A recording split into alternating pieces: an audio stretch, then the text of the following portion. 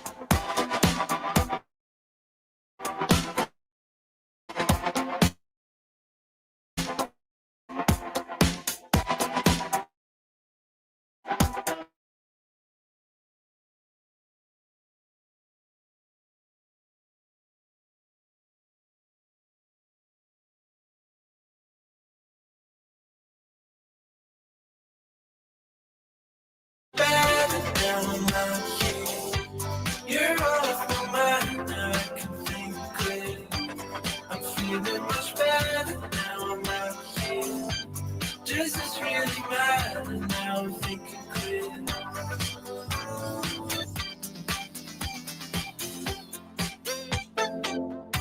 You're gonna try to write it out. Clear. I'm feeling much better here.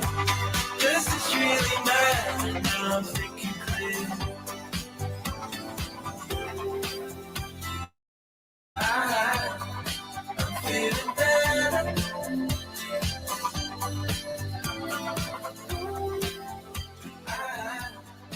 I'm feeling better.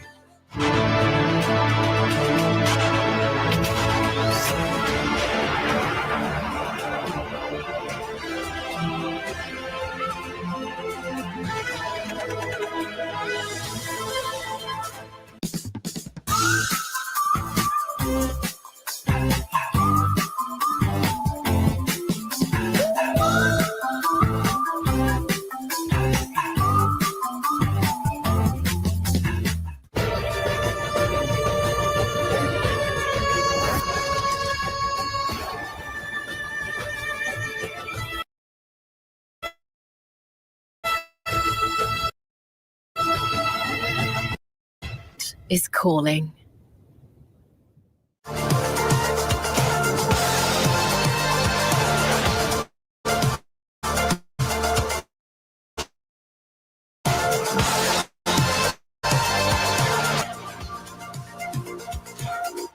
Hello, everybody, and welcome to King of Art, our special piece here at Fatal Fury at the Esports World Cup 2025. And look, we have to have a bit of fun because there's artwork when you're watching the players actually competing. There's another piece when we kind of, well, you'll know in a sec about this. We're going to be drawing, but they have no idea what we're going to be drawing. And the way it goes is I'm going to give you a prompt. Actually, you will pick it yourself. And it's a character from the game. You're going to have to draw it in your own style. Oh, man. Oh, yeah. So I'm going to put this down. Bad. Go for it. Pick one. Oh, this one. So high. Oh, man. Okay. Oh. Pick. So you have two.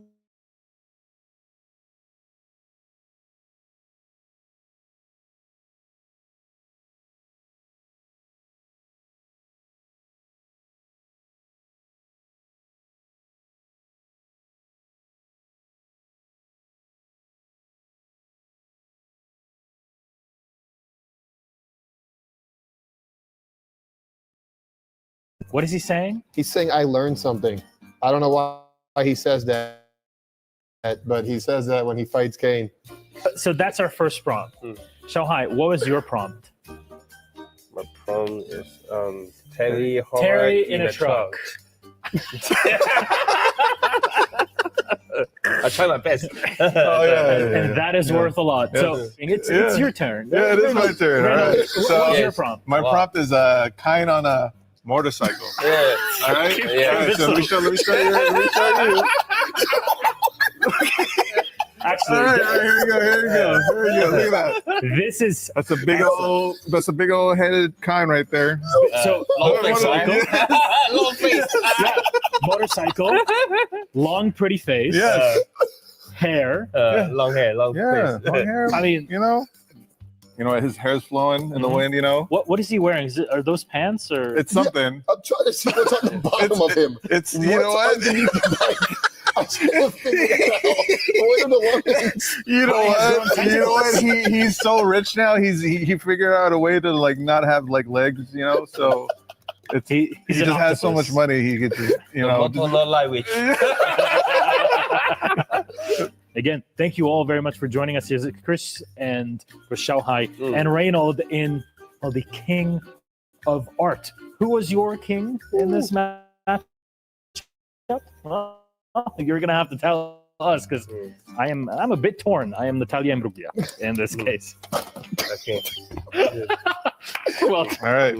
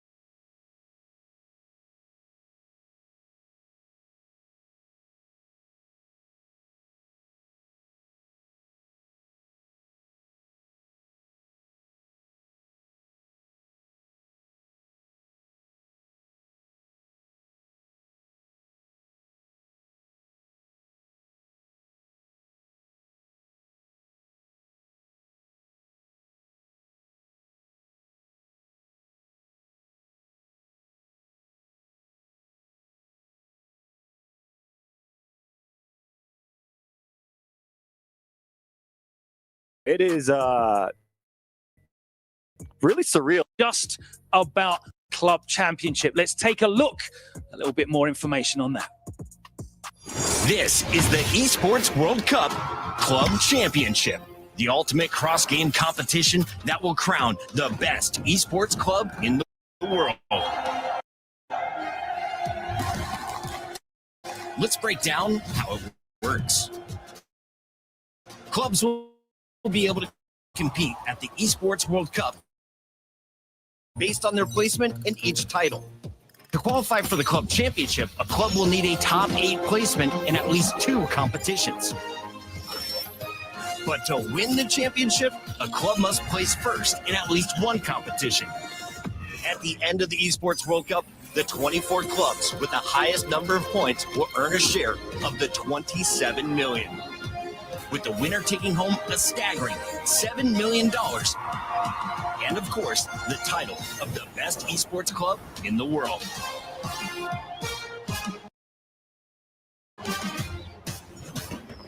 Who will rise above and write their place in history?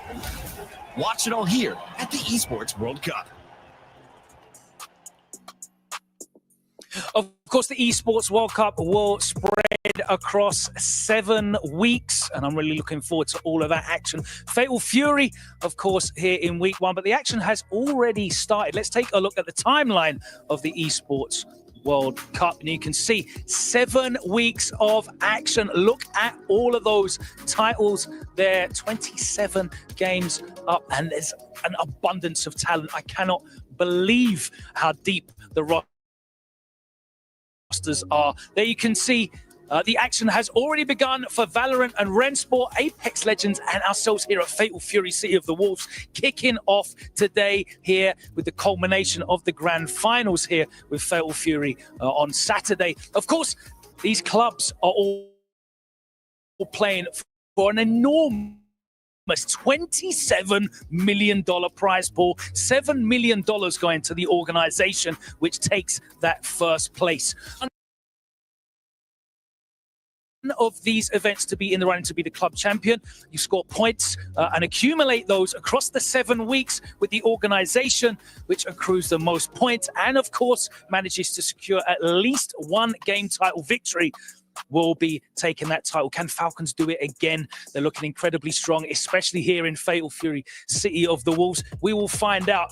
But of course, it has been 26 years in the making, over a quarter of a century.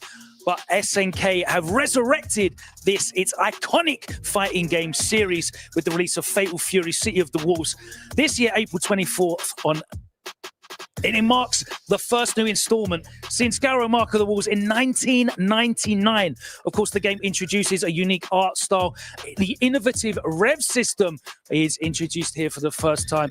And of course, both classic and new characters with a nostalgic style, both familiar to SNK enthusiasts and attracting an abundance of new players as well. It's available on PlayStation 4, PlayStation 5, Xbox Series S and X, and PC. And of course, you guys here in the studio, you have a storied history with SNK titles. Some of you, have only gone back and played it as a retro. Yourself, Gibby, of course, you were there, weren't you, in 1999? Slightly younger man, of course. I had a full head of hair. I'm sure. These things happen. Yeah, I've been an SNK player and fan since the late 80s, and nothing has changed since then. 26 years. That's half my life. I've been waiting for this game to come out, and it's here. And the thing that's making me so excited is all the new players getting into it, all the new personalities, the talents. I believe this is your first time working on an SNK title, isn't it? Of course, and that really just shows that the impact of this title. There's players like yourselves who have, 3 decades plus of experience with SNK titles. And new people like myself who are discovering, the world, the universe, the characters, the exciting mechanics of the game. Aru, you've done so much with the King of Fighters series, but Fatal Fury coming back with City of the Wolves. How does this game feel to you? Yeah, I mean, it's really interesting. The new game is quite fun. The systems feel very deep. I think that the game has a lot of potential for growth and development as the years go on. We're seeing a lot of it already. It's only been, 3.5 months since the game came out, right? But the players are already reaching like astounding new heights as far as the level of play that they've achieved. And I personally, as a fan of SNK, and you know, I tried out Garo as well. You know, when I heard this game was coming out, I enjoyed it, and I'm enjoying seeing how the game's developing, basically. Ron, what's your history with this title? Because I know it goes back to, you know, being a little nipper back in the day. Yeah, I mean, much like Aru, I was a KOF guy initially for the competitive scene. But growing up, Fatal Fury was always in the household. Used to play with my brothers, my cousins, my uncle. Shout outs to D-Train. Had a Neo Geo, so we used to play that. My older cousins used to have the OVA series, so we used to watch the animes, play all the old Fatal Fury games, but never competitively. So now to have a 90s game brought into the modernized era really makes me feel degree that SNK has in the fight in game world, and bringing back a title like Fatal Fury has definitely done it. Rogue, you've been involved in, you know, calling the action for the last couple of months on the road to EW. Have fought, battled, scrapped for these 16 spots for the opportunity to play at the Esports World Cup. Let's take a look at one of those events that these guys were present at, and I was luckily enough to be at as well. Combo Breaker in the greater Chicagoland area happened a couple months ago. Let's take a look at some of the action and some of the players' experiences. It's time for Fatal Fury City of the Wolves here at Combo Breaker 2025. I'm going to be competing in City of the Wolves. I love the game. I love the style. I love the comic book aesthetic of it. I'm at a Combo Breaker to qualify for EWC and the World Tour for SNK. Everyone's trying to qualify. Everyone's like hungry. It's anybody's game right now, and you can't count anybody else. Just having that money in the back of your head, it kind of changes a lot of people's mindsets. I'm pretty nervous right now, but I'm looking to win. These competitors going through the ringer, man, all for those coveted EWC spots, and of course, to find out who's going to be the very first Combo Breaker champion here from Fatal Fury City of the Wolves. Richie can definitely just JD for the rest of the round. What? And Chris T is in winners finals and qualifies for EWC. No, too far away again, but he gets it. What the ref? Flame. Neither one of them can believe it. And that's going to be it. Riddle moves on to grand finals. That's going to be it. Koichi goes on to grand finals. Chris G played his heart out, qualified for the EWC, which I know was something he wanted. Koichi is on fire, baby. And one more's going to do it. Not much Riddle can do here. Oh! And we got a bracket resale! He said, what do I do? What do I do here? No, what's going on here? You got to figure it out, bro. It's not over yet. Oh, and that's it. Koichi punches his ticket to EWC 2025. Coming into this top 8 from the loser side and winning finally 6 games, 6 count 'em, 6 games straight. Go!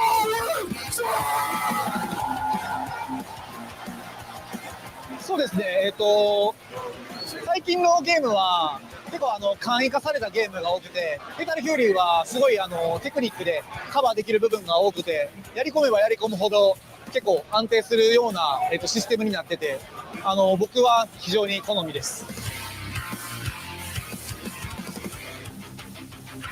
Incredible competition there shown at Combo Breaker, and Rome, your voice was all over that. We could hear the passion and excitement there as the action unfolded. But normally we only see a star-studded lineup of players attending only a handful of events a year. But over the last season, we've seen it almost every month across the world. The road to EWC has brought the stars out, the big professional names. It's brought some professional names into the fold of SNK Esports as well. What's the change been like? How's it affected the community, the competitions over the years, now that the road to EWC is part of these events?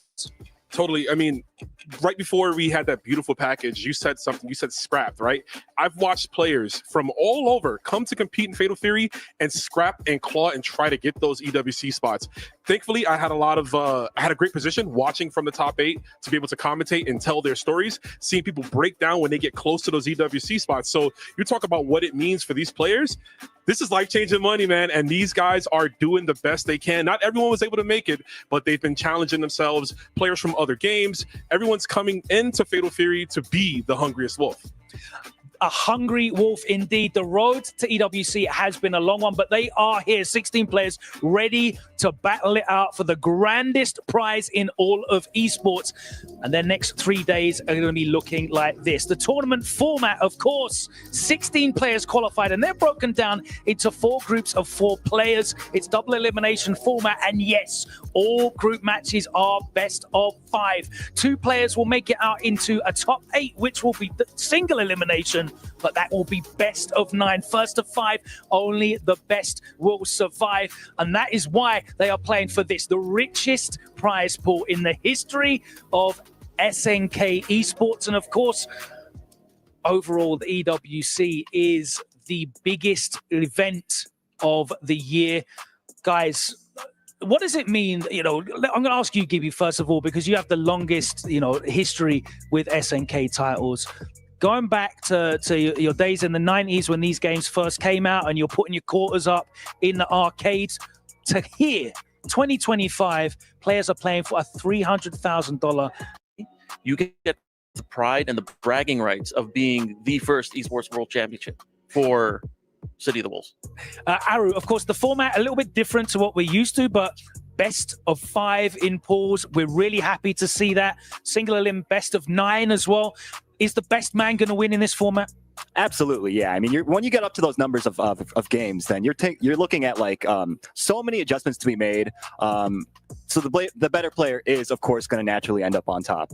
Even arguably, even in the shorter formats. But that's maybe I'll save that for a later segment, right? But before I get myself into any more trouble, I also want to add on to your point about life-changing money. A lot of these players have really interesting stories, and this money means a lot to them. So be sure to keep an eye out for the big interviews that we have lined up for you guys. They have been incredible stuff to witness, and I think you guys will really enjoy them. There's some great players here and some fantastic stories, as Aru mentioned. Let's get familiar with the qualified players. Let's take a look at the 16 teams being represented and the players. And look, they're first on the list, of course, we know. The man that everyone is talking about. We'll be talking about him in detail, Zhao Hai. But there's players from all over the globe, returning legends, new faces. It's very exciting. Let's take a look at the groups and how they have been split. And the group that everyone is talking about, that group of death, guys. Group A, let's talk about that real briefly. Oh, so this is Chris G's kind of sort of death pool here. It's please save me from all the Billies. And it's all about Zhao Hai in this pool. Everyone knows Zhao Hai. Zhao Hai is the first fighting game esports World Cup champion. So he has a chance of becoming the second, or no, 2-time. Not second. This is his second title. Is he the first person to qualify for 2? He's the first person ever in history to compete in 2 different games, and he could become, of course, the first 2 different games, and I can't see anyone else doing that in the future.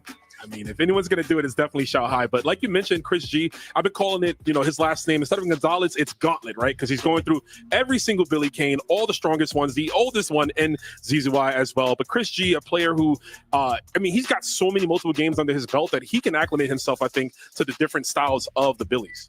Moving on to Group B, and there's an abundance of talent in there. Rome, Group B, I find to be the most interesting group in terms of players looking for something to prove, right? Different stories. We have Finrich. Finrich started off very hot in this game. Second at Evo Japan, was doing really well. Suffered a bad loss to Kissy K at Combo Breaker, and it feels like we haven't seen much of them since. Then we have ZJZ, who I feel like is a strong player, former Evolution champion in KOF, but always gets overshadowed by their peers. There's always so many other players that might qualify over. Then we go to Reynold, who was another Evo champion, took a little bit of a break from SNK titles, was playing some other stuff. Now back here to do his best, but lost a Combo Breaker, as we saw that 6-0, which was rough to Goichi. And then another top 8 placer, CEO, but looking for that big win. And then for the final way he's been playing, it hasn't been what we've known to see, but hopefully he can pull out this weekend. Let's take a look at Group C. Gibby, I know you've been taking a close eye on this one. So this one has like the future of the Mexican SNK community in Dark Angel. One of that, I think the only Terry player that we have here in the tournament. And then we've also got Goichi, just dominated Reynolds. There's no other way to put it. A Combo Breaker took him out. Kindevu, former SNK player in the old days, played a lot of old talent. It's great, and the stronger pools, personally. And Aru, I know you've been taking a look at Group D, that one to come up a little bit later on. What are your thoughts on that? Yeah, honestly, Group D is a really interesting one. I think story-wise, it's got some really compelling stuff in there. You got Punko, who's of course coming off of kind of like a hard time in recent years, but I mean he's really this game has really changed his life, and I think it's gonna be really interesting to see him fight up against Moke, who's a good friend of his. Whenever they go to travel together, they're always like looking out for each other, making sure that the other one's like going to the right places, they got some place to eat, something to eat, that type of thing. So it's going to be nice to see kind of like the rivals squaring off against each other. We've also got the Geo going up against RB, which is going to be incredible. The Geo, of course, representing Peru, and RB, of course, representing Taiwan. It's going to be a big clash of styles, and also both Gatos in that pool. Thanks to our partners at Jameel Motorsports. You can see the players arriving to the Amazon Arena, which will be the home to competition. Shout out to Goichi, such a character. Home to all the competition for the next 3 days, where these players will be battling it out for fame, glory, and riches at the Esports World Cup.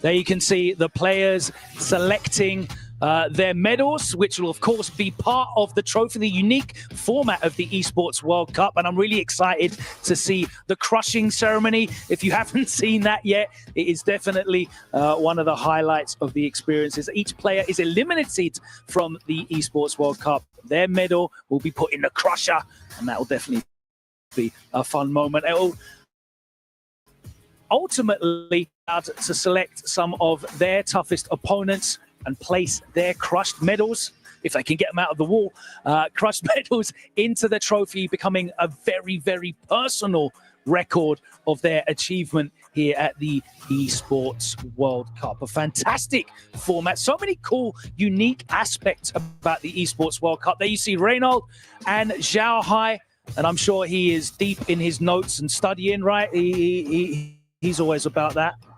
Yeah. He's certainly not very comfortable, and we'll be just a look now at today's schedule. We're kicking off the action very shortly.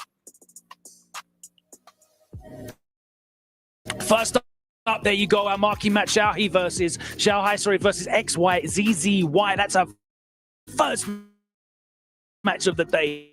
You couldn't ask for a bigger banger than that. Chris G going up against KOG, Fenrich against ET, that is going to be incredible, and Reynold against ZJZ, 2 Evolution champions going head to head. I told you it's nothing but bangers today. Following that, Goichi versus Nemo. That could be a fixture across multiple titles, but we're lucky enough to get that in Fatal Fury City of the Wolves. Kindevu against Dark Angel. That's one's going to be tremendously exciting. Punko versus Moke, and RB versus the Geo. Nothing but certified bangers today. But you know what? We had to pick one, the SNB match of the day. It's a very obvious choice, isn't it, for us? It's got to be, right? Obviously, Xiaohai versus ZZY. Xiaohai picking up Billy Kane as of recently. ZZY being on Billy since release, right? Has a chance to prove, like, hey, I'm the real one. Yeah, honestly, it's going to be really interesting. XYZZY, of course, a very defensive. He likes to pressure you from mid-range quite a lot. He likes to poke. He likes to use the feint cancels a lot. So it's going to be kind of about who's going to be able to get the read on the other guy first, in my opinion. Get the read, get the big jump in, that type of thing. Definitely going to be Xiaohai's offense versus Zizzy's defense. That's what this match is going to come down to. And it can go either way, but Xiaohai, I think we all agree, is the favorite in this one. I think so, but it really could go either way, in my opinion. His defense is so limited, but it's all about defensive reads, right? And Xiaohai's reads are some of the very best in the game. Reads, positioning, all of that is going to be so important for this matchup. I mean, it's a mirror matchup, right? So, of course, it's going to come down to who is able to pick their spots better, control that space a little bit better, and pick their spots to when they go on offense first. You do say mirror match, and I find it a little interesting. I feel like an interesting mirror match of this caliber could feel like a bad matchup in a way, right? Billy Kane doesn't have a reversal, but what does he have in spades? Pressure, right? The minute he's in overheat, though, he doesn't have access to guard cancels. He doesn't have access to any type of mechanic to keep him away. He has to rely on super. The other Billy, the most aggressive one, which will probably be Xiaohai, is going to look for those EX Rekkas to pull you in. He's going to look for the heavy pole. He's going to look for EX spinning pole to going to come down to ZZY's defense, like you said. It's going to be an incredible match, and that's why it's our match of the day, and it's our first match. You don't have to wait long for it. We're nearly at the start, but let's check in with our roving reporter because we have updates from arena side. So let's check in. Let's find out who our reporter is. Hey guys, I am here with Hell Pockets and Gibby just to talk a little bit about this amazing extravaganza. 16 of the world's absolute finest warriors are here, gathered from across the globe to do battle for a $1 million prize pool. Now, Hell Pockets, talk to me. How significant is this opportunity here at the EWC? I mean, honestly, it's really cool to be here, obviously supporting Fatal Fury, the first iteration of the game in the last 26 years, I believe. And with that comes the fact that there are no gods in this game. There are no kings in this game. There are champions in the past, but they don't compete at this level. So it's literally anybody's game, and history for this game is being written as we speak. Oh, 100%. Gibby, would you like to add to that? Yeah, we have Kindevu, Xiaohai, Reynolds, Goichi, Nemo. We have various champions from other games coming into this game for the first time, trying to be the first EWC champion ever. Absolutely incredible stuff. 7 countries are in this mix of action, and it's going to be absolutely phenomenal. $1 million in the prize pool. I can't wait to see what's going to happen. I'll see you later. Tremendously impressive stuff, specifically from Gibby. I don't know how you managed to teleport back to the studio in that time, but truly a man of many talents. Thanks to Ryan Hart for bringing us the reports from the wayside. Another name that has so much history with SNK.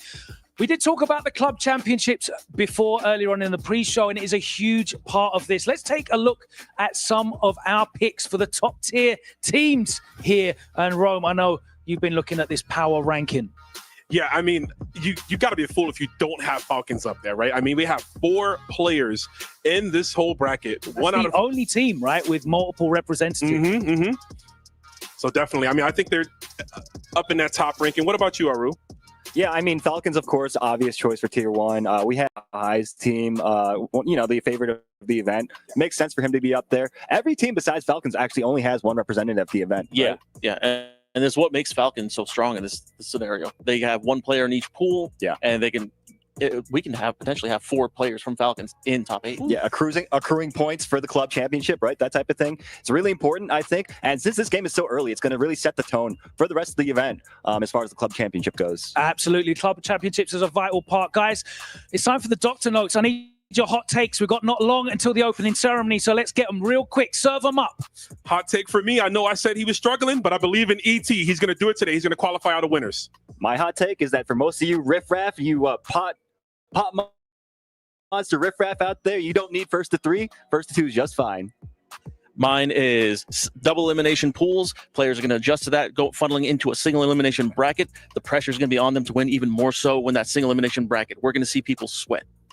We are definitely going to see people sweat, and it's almost time to get into the action. For the first time, Fatal Fury City of the Wolves, SNK, is here at the Esports World Cup. It's been 26 years in the making, but Fatal Fury City of the Wolves is here. It's almost time to get into our first matches. So let's head over to the Amazon Arena and the opening ceremony. Let's go. No competition is as ruthless as the Esports World Cup. Its trophy system is no exception. The Club Championship Trophy, awarded to the one club that rose above the rest and reigned supreme across all EWC games. The Game Trophy, when a competitor closes their eyes, it's all they see, and it's not complete until it's sealed with a champion's key. Every participant earns a key engraved with their name. That's their right to compete. This year, returning champions hold a key unlike any other.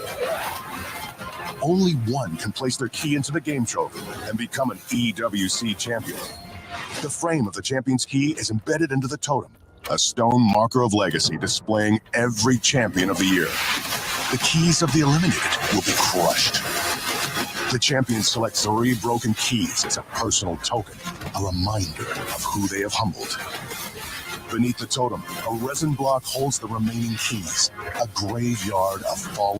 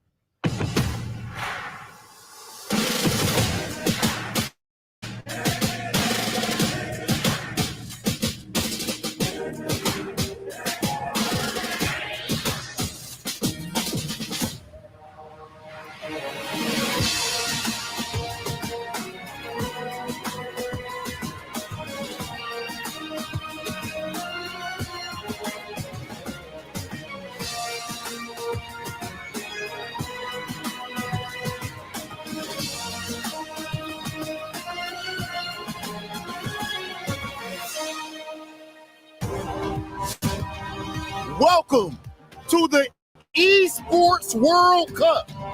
The 16 best players in the world have converged here for all of your viewing entertainment and most importantly, for glory.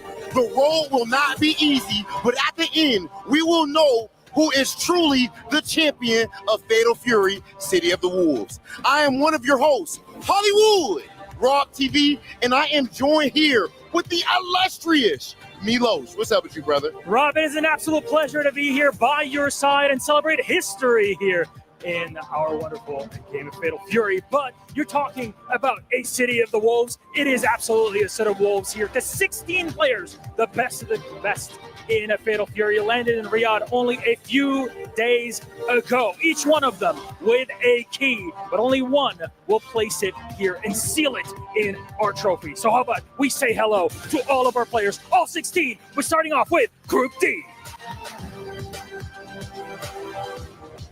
And first up are 4 from the 16 for Group D. From Peru, representing Get Hype Zone, the Tio. From Taiwan, it's RB.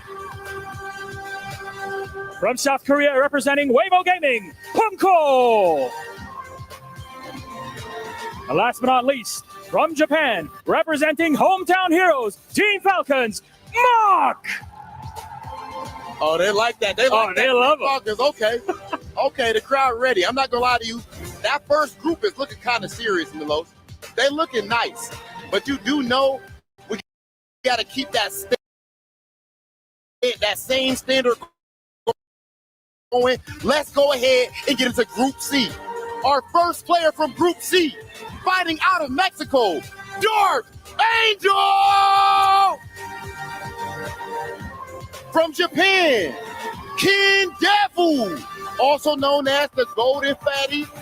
That is the direct translation.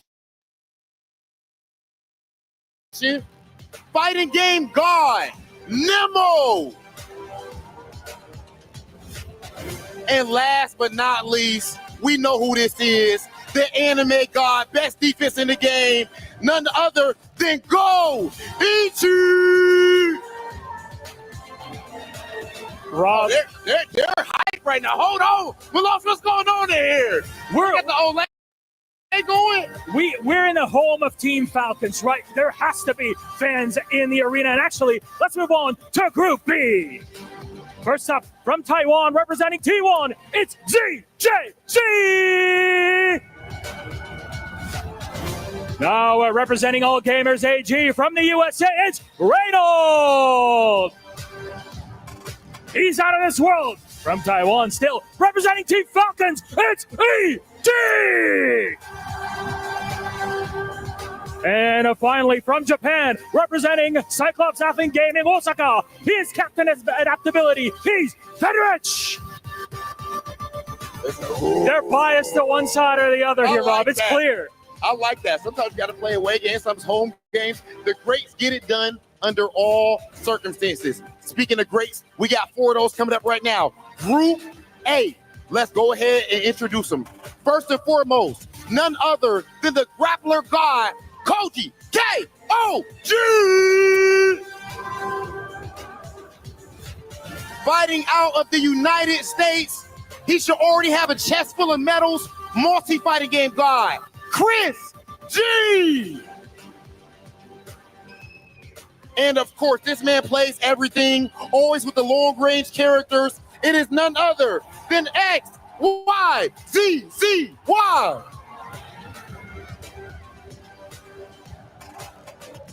And finally, ladies and gentlemen, the king himself, the one who sits atop the throne, we are talking about none other than Xiao Hai. He's going to be hard to stop today. Absolutely will be. Absolutely will be. We have to start off our match, though, Rob. So please, gentlemen, come down to your seats and get set. Wait, are my eyes seeing this right? XYZZY plays Xiao Hai. First match of the day, and we're getting Xiao Hai versus XYZZY. You cannot make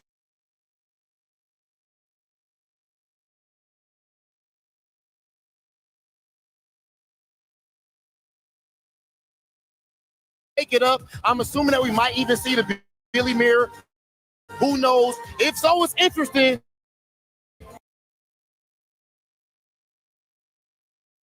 Because XYZZY played the character first, but Xiao Hai is Xiao Hai. Very much forward to this. And remember, this is just the opener of our group stage. Let's send it to our commentators. Well, how do you like that, Colt? What a response to all those players showing up. What about that crowd, man? The crowd is insane. We are at the nest itself. The Falcons have come out. They are spreading their wings. But, of course, it is no slouch what they will be fighting. More than 16 players of the Wolfpack have gathered here, Deal Hell Pockets, and we are going to have a fantastic day of some refined Fatal Fury. Oh, man, I can't wait, man. It's all come down to this. This is the most tremendous weekend and the short lifespan of this. This game is only 3 months old. 3.5 months old, and we are already at the most important weekend of the game's lifespan so far. It's a test by fire, not only for these fans, not only for the game, but of course for these 16 champions who from all around the world have gathered here, of course representing some of the most important and dominant esports organizations in the world. Look at that crowd and that scenario, Pocket. I think they figured out who their favorites are. You know, I think the Falcons might have a little home field advantage here, right? A little bit of a home field advantage here. Never hurt anybody. Definitely love to see the energy from anybody in the crowd. We definitely, as SNK fans, are no stranger to insane energy in the crowd, and I'm glad that the folks out here in Riyadh, Saudi Arabia, are meeting the challenge there. And what a way to start, Pocket.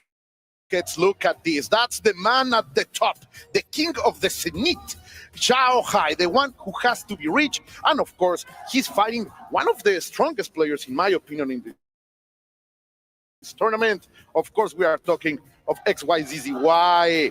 the man from Korea, and of course representing Falcons. He's gonna get that energy. But if we know something here in the SNK Community Pocket is dealing with those shouts from the crowd who wants you to lose, I am sure Shanghai is more than ready to fight against all odds. Yeah, Shanghai definitely no stranger to people yelling things at him in the middle of a high-stakes match. Absolutely at home in that environment and totally ready to, well, I won't say upset everybody because let's face it, he is the favorite to take everything this weekend as he is a previous EWC champion for Street Fighter 6. And they told him like, hey, you might have did good at Street Fighter 6 last year, but bring it over here, brother. You're up first. And that's a man walking on the path of legend, because how many other players will times world champion here at the ECW, the Esports World Cup?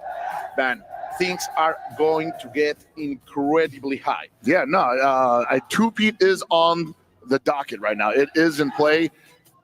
This would be unprecedented. Shanghai with the ability, the opportunity to take 2 EWC championships home in basically 2 years, back-to-back.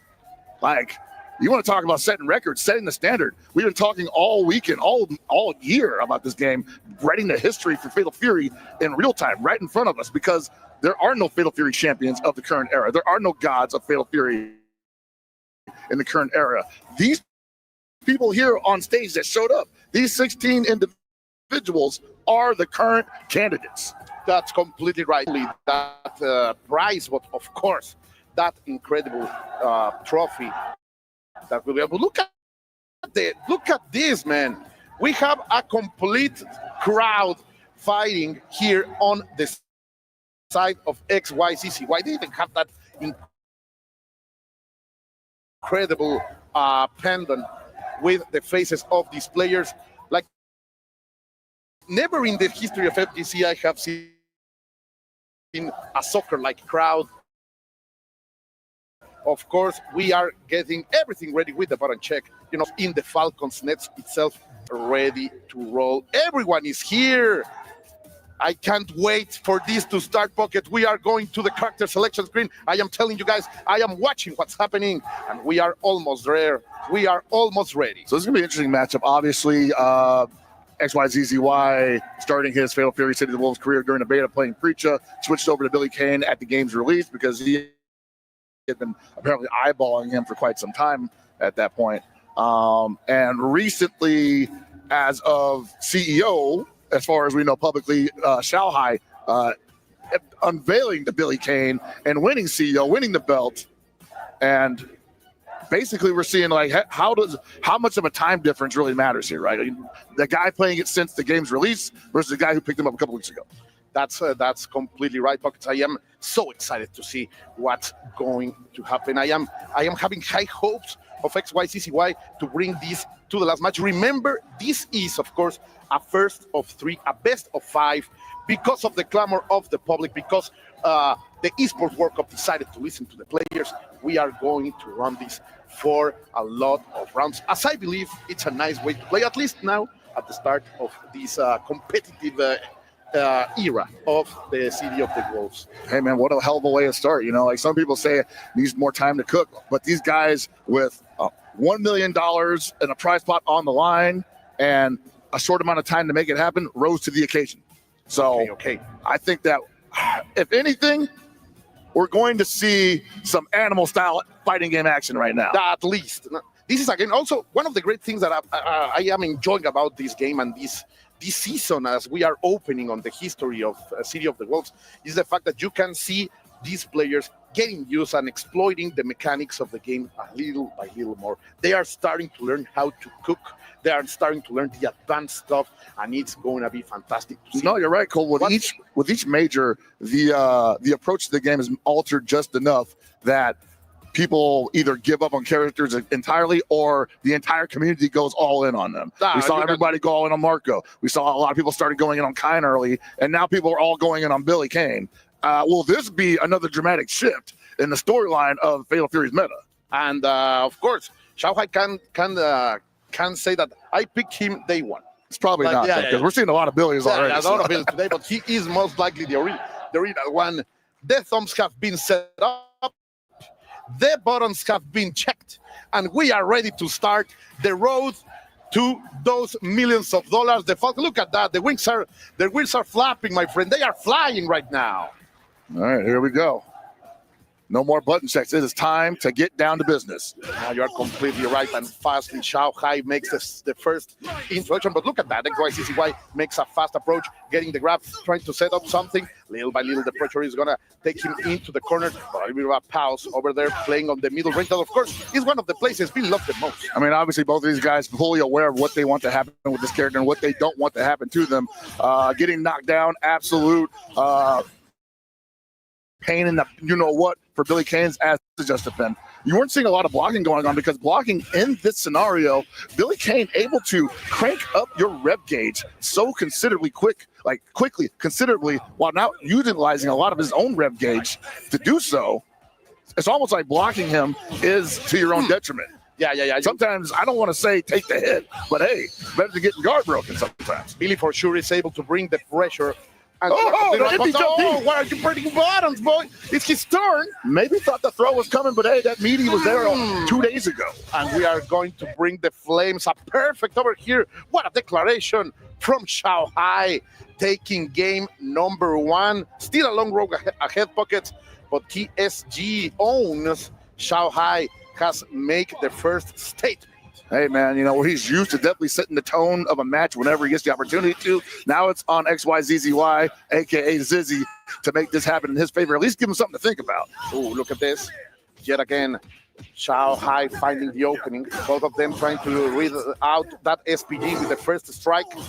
Now XYZZY has to play this of principles. Excellent guard cancel from Zizzy there. I was going to point out that despite the fact that, you know, you're going to see a lot of Billy's here, Billy not the best guard canceler in the game, especially against himself. Yeah, exactly. It's going to take a lot of real pinpoint accuracy decisions on the part of the Billy in either what direction to really take advantage of that. And Zizzy showing like, hey, I've seen these scenarios. I've got a game plan. And I think you have called one of the most important abilities in a mirror match, Pocket, the decision making. Like, you will have to take out and use your resources in the best possible way. Even more in this range, right? Like, he loves to play in that middle range. Look at that. All That's those where he's the strongest delicious just defense, all to deliver this punish and of course get the turn. Sadly, the red blow is not gonna land, and we get hot. That cross under low B. You're gonna see that low B a lot because it has such great extension on it, and it's super hard to push block him out of range of anything afterwards. He gets the low A afterwards anyway. It's almost like he might as well not even bother to rev guard. The big investment of XYCCY is starting to pay. He has the advantage and 26% in the overheat. He will be able to dominate here Shanghai, and of course the crowd is gonna screech that roar because their boy, has just taken game number 2. Yeah, he's in the crowd right now. Zizzy with a great adjustment here in the second game. And wow, there we go. Yeah, they've been waiting for this one. A complete spectacle, the one that we are enjoying here. Let's witness this together with you out there at home. Share the stream, bring the people. I know it's early in the morning in many places. Other will be very late in the night. But who is not scared or sleepy is XYCCY, who comes out swinging. Yeah, you're going to see like the Billies go for the low B a lot more often now because, like I said before, it has great extension on it, sets up a lot of his safe pressure. And once again, he's not going to utilize a lot of his own rev gauge to crank up yours. And if you just take the hit, he can put the damage on you like nobody else. Now I run that back and the punish is here. Try to maintain something. Sadly, he gets into the corner a little bit, but XYCCY has no turn. Come here. No, the backdash. Yeah, it's messed up, ain't it? Yeah, you are in the blender, bro. You have to keep defending. He can keep on pulling you back in, and you're like, man, I can put a reversal on him if I want to spin the meter. But I don't know if he's beating that. I saw Nemo do that to ET CEO, and I don't know if that's like the move. So maybe I'll try backdashing, and he whips the low B, but the low A cancels from that. So no, really difficult to get away from. Completely. You are completely right. That's why this character right now is so favored by the players all over the world. So let's see. We're going to go with the ignition gear, and the pressure is on. Go to Gallegos. Oh, he wanted to go with the pogo, but he's going to get punished for his trouble. Yes, I think he had a free overhead there. I don't know. He believed too much, Pocket. Just a little bit too much.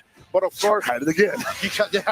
Like if it doesn't work, but XYCCY is more than ready. He's telling no, bro. If you're gonna be giving gifts, I'm gonna take them. I think, Xiao is feeling like, okay, it's early. This is draft 5. Couple opportunities for me to like be a little creative on offense here. He had the round advantage, of course. He had a chance to be a little bit creative, but XYCCY has proven to be more than ready for the Shanghai shenanigans. Shanghai not looking incredibly dominant here. Zizzy definitely giving them all he can handle. And I gotta think, man, like what if Zizzy puts him down round 1? That's definitely gonna bust some brackets early. Shanghai not trying to let that happen at all. Not even trying to let it get close to that. But I was telling you, man, like XYCCY has a good chance. He's a great player. He has why challenge that? A very dangerous Billy. The challenge, you say there is no respect right here by XYCCY. Maybe that's a super was an option there, but he just didn't want to spin the rev gauge. I'm pulling him back in, I guess. Might have been too far away. That's some fleshy hit. What a challenge from Shanghai. You are not gonna go and lead this parade. You are gonna stay down with the 2-1. Shanghai stepping up to the challenge. Look at that. And from that distance, a lot of people will just let the Billy rock, with the rev spin there, with the rev stick spin. Like a lot of people will just let them walk in on you like that. But Shanghai just saying like, nope, you've got like maybe 1 or 2 options from that distance, and neither one of them are really gonna hit. Love. Look at this. Get again back into it. Yeah, man, that's a tremendous feather in the cap for Shanghai. And you can see Zizzy's kind of stung by that. He's like, damn, you're not even going to let me, like, utilize a 2-frame window? It's clearly a lot of checks, a lot of tests. Not going to let me just do no fake strings? Look at this. No gaps allowed? You are not going to jump. Like, these guys are more than ready, but you are perfectly analyzing the situation. Another ignition gear. Yeah, he's like, no more fake stuff, brother. No. You have to speak the truth. The only real Billy strings allowed here. Patience over here by Shanghai XYCCY, of course. Now on a situation. Yeah, look, he's already up at 50% rev gauge, and Shanghai hadn't spent anything. Somewhere got that meeting close speed. This is gonna be a lot of damage. The challenge over there was not what XYCCY needed. He's out of SPG right now. He's almost close to overheating himself. Oh, look at that! Yes, you are going to play here. Here in Riyadh, we have been getting overheat all day, more than 40 degrees Celsius. But right now, XYCCY is feeling the heat, but he is going to step up to that challenge. Confirmed that's what you got to do. One more touch is not going to win. Oh, but he's still overheated. He can't really, force the issue there. Wow, the chase. Look at chase that. Post D, yeah, man. It's difficult. That's going to do it, man. Down goes Zizzy. And Shanghai moving on. He's going down into the lower bracket. The hands have to be shaken. Sadly, for this time, for the crowd here at the Amazon Esports Arena, their boy was unable to fly yet again. Shanghai demonstrating that he is the man racing above everyone else right now, Hell Pockets. It's such a volatile scenario, just trying to hold your own and on defense against Billy when you're not even playing a Billy yourself. I imagine it's even worse when you just don't have the defensive capabilities of like 90% of the cast to really expose those great guard cancel opportunities that Zizzy was trying to take advantage of, had showcased, but just wasn't enough.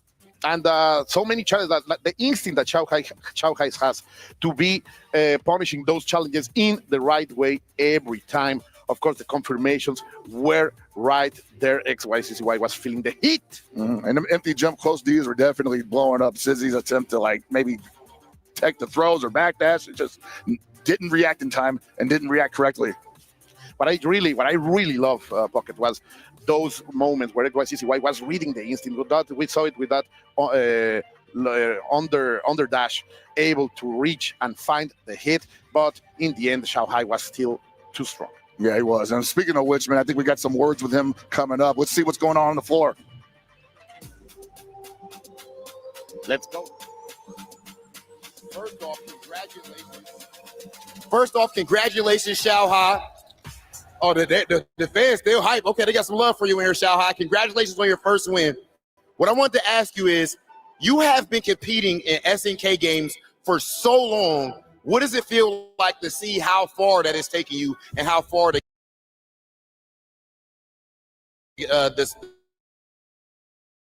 game has expanded?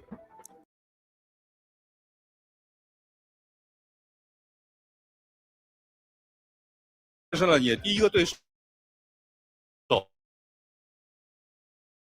你呢？已经打了 SNK 的游戏，打了在这个电竞环境里面打了那么多年了，现在能看到 SNK 游戏在他们整个电竞环境走到了现在这个地位上，你有什么感受呢？我很高兴，我打了 SNK 游戏，可能打了30年了，第一次我还能坚持到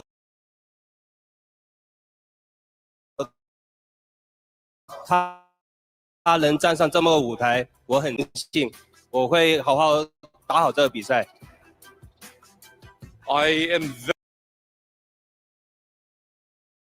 very happy. I'm absolutely jubilant because I've been playing SNK games for almost 30 years now.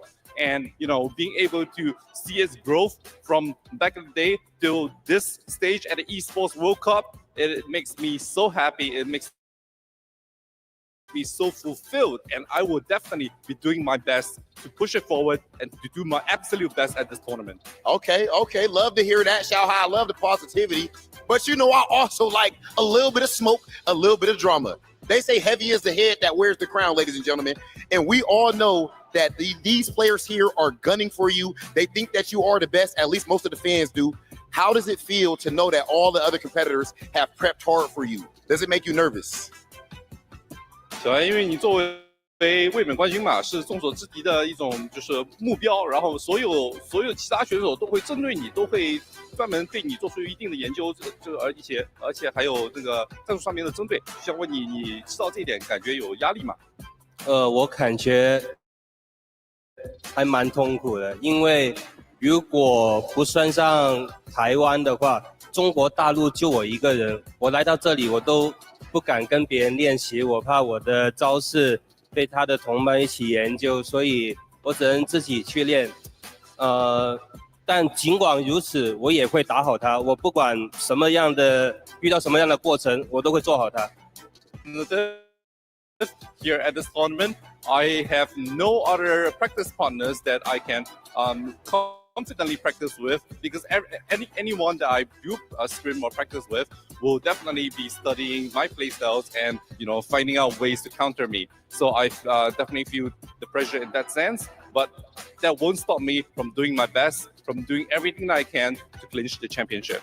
Love that answer right there. Spoken like a true champion, ladies and gentlemen. We seen Xiaohai under pressure last year in another title, and he was able to get it done here at EWC, and he is trying to repeat and do the exact same thing. Let's go ahead and send things over to our casters. Hey, man, you heard it straight from the king's mouth himself. He is not exactly super comfortable, but ready for all challengers. Yeah, man, and he understands the pressure. He knows that everybody is studying him. Everybody wants his number, but Xiaohai, he's hard to get. Well, so he will be keeping that close to heart. The funny thing about that, though, is like, man, I want him to say, I do this every year, bro. Like, come on. I am the form of water. I will take unlimited number of forms in order to stay at the top. That's it, but pockets. The reality is here. One of your boys, one of the Stars and Stripes representatives has arrived here. Chris G will be facing who, my dear Hellbuck? Koji KOG, grappler extraordinaire, multi-game beast extraordinaire, but also Chris G. Another multi-game beast in himself, Yeah. And I'm gonna be honest right now. I definitely had a moment with Chris G at Combo Breaker 2025 where I had to grab him by the ear and say, "Hey, bro, you need to start believing in yourself. You're in top 8 on winner's side. That's no accident. Against many monsters. And a lot of people said that neither you nor Reynolds nor anybody else from the U.S. was gonna make top 8. And people call me a biased commentator for that. And I'll be honest, I was, of course, because I was being challenged by many individuals, both online and offline. And what do you know? He's here. He made top 3. And he is here, no other that in one of the most prestigious and maybe one of the most competitive events of esports so far for this game and many others. So let's see, because yet again, KOG is part of the Billy Brigade, And that's not the best news for Chris G, but of course he smells that way. I know I say he's a grappler extraordinaire, but not feeling the grapplers in this game quite yet. So he has opted for Billy. Had a tremendous showing at CEO 2025, and he's looking to continue that great showing of Billy into the near future. But Chris G also might be a little comfortable with this matchup as we're seeing him currently. You were talking about the future where Chris G wants to walk right into there. KOG finally fights back. Gets away of the corner, fighting his way out. Little by little gets Chris G into overheat. He will try to face these legit guard. Yeah. Oh, the challenge at the end says the window was not tight enough, man. As you were saying before, in this event, you only have to speak truth with your bottoms pockets. Especially against a character like Hoku Tomorrow who has the 4-frame low A, it's really difficult, especially for Billy, who's got nothing near a 4-framer to really do any fake screens against the kid. Chris just needed the match there. Guys, that was so close for a grab pop. Oh, he caught him. Look at it. But look at this. This is perfect situation for Chris G. And he overheated himself looking for that air rev blow. And this is the way you capitalize, Pocket. You bring the pressure. Yeah, that's going to be the game for Chris G. Let's go. Get the rainbow, then the shurikens to end. Chris G is feeling nice. I would imagine right now that he feels like $1 million. Oh, look at him. Because he's like, wow, you're going to burn yourself. You're going to overheat yourself. Yeah. Well, with a rev blow. And you're going to use the air rev blow. It gives me all day to whip punish. And then I'm going to get like 2 sequences for the end of the first game. Absolutely. And sign Let's keep that going. Sign that victory on his name. Immediately, very interesting that we see KOG immediately going back into it. Chris G is the one taking a little bit of time right now as we see a little bit of information from this place. Look at that stage, man.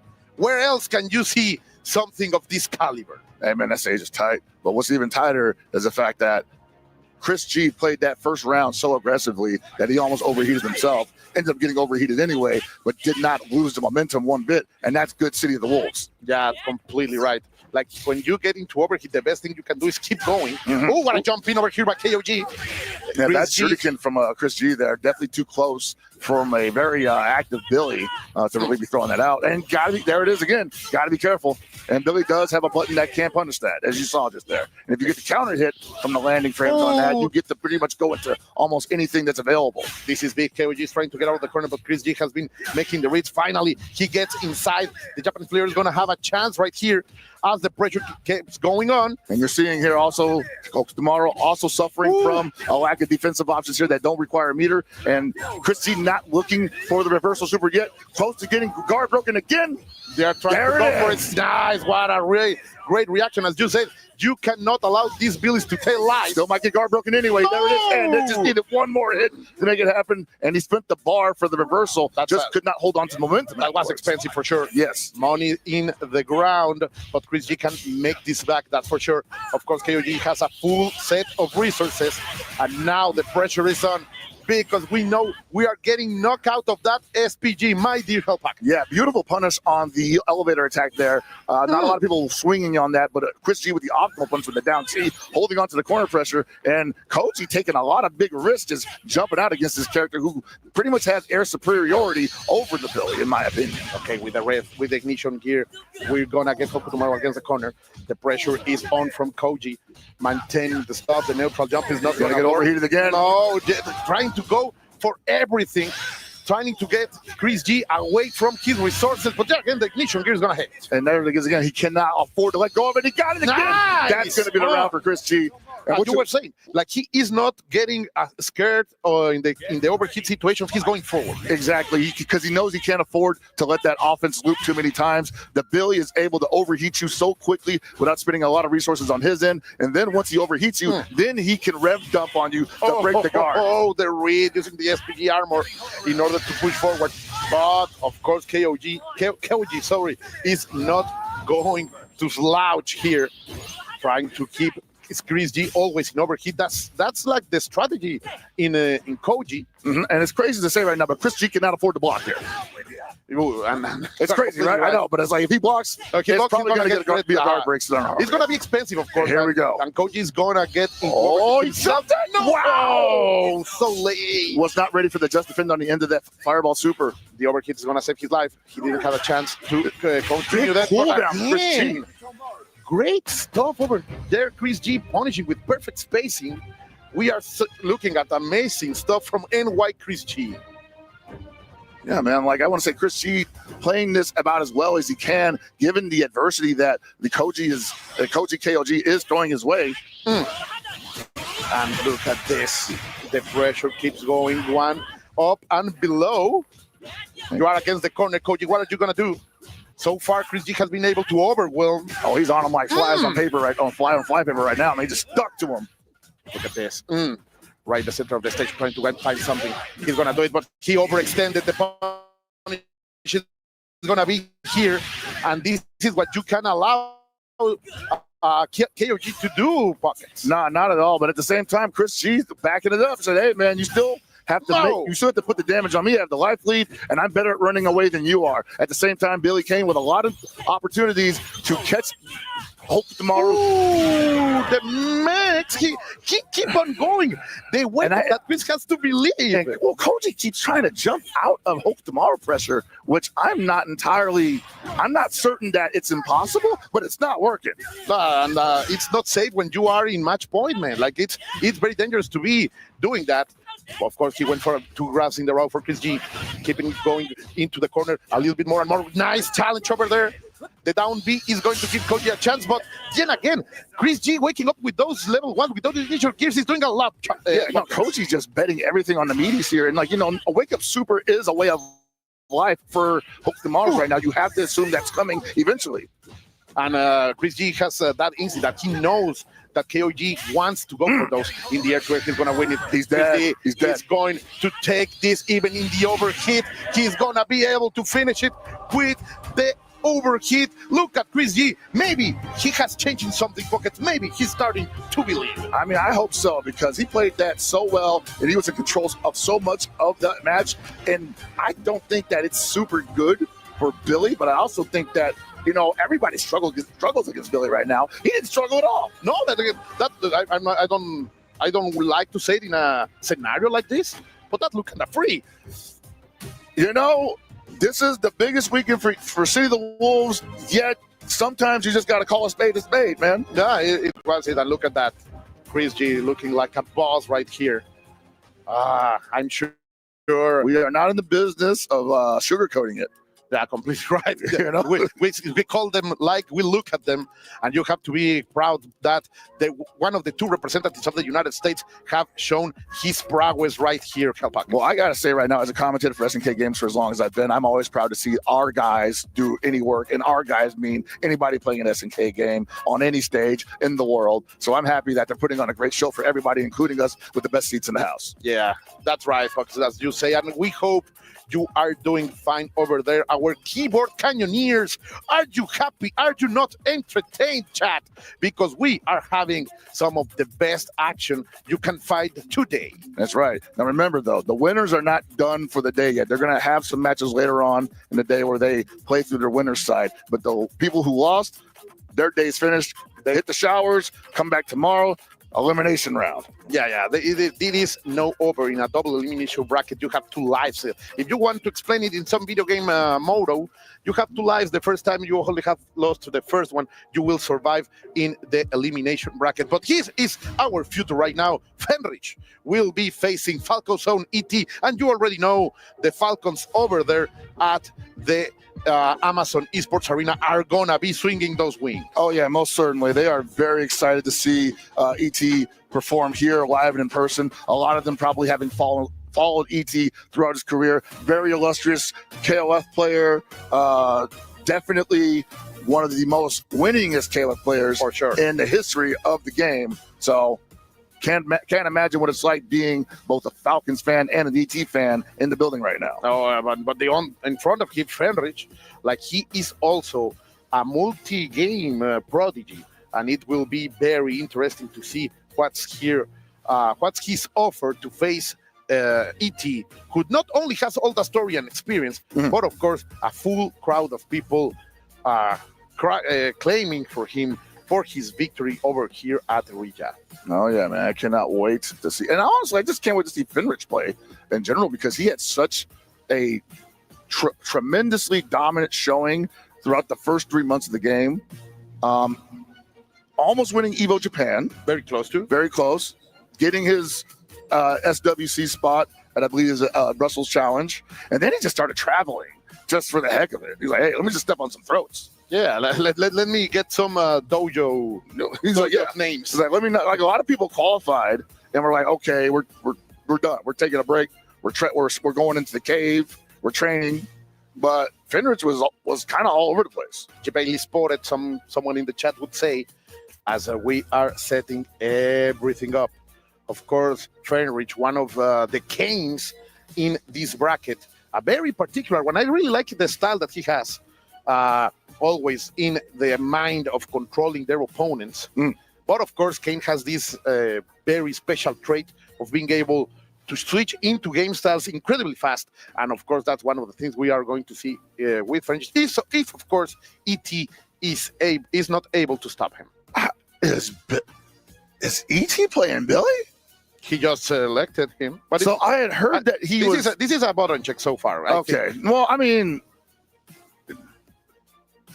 it's ET, and if you've watched ET in the past, you know he has quite a cast of characters at his disposal in KOF, and one of them most famously was Billy Kane in 14. That's completely right. One, maybe the strongest Billy in 14. Yes, by far.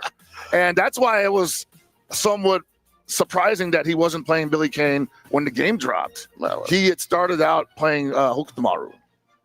And he went with the original trend, right? I mean, I think he liked the character in general. And but he's going possibly, for it. No, yeah. And I had heard that he had started using Billy on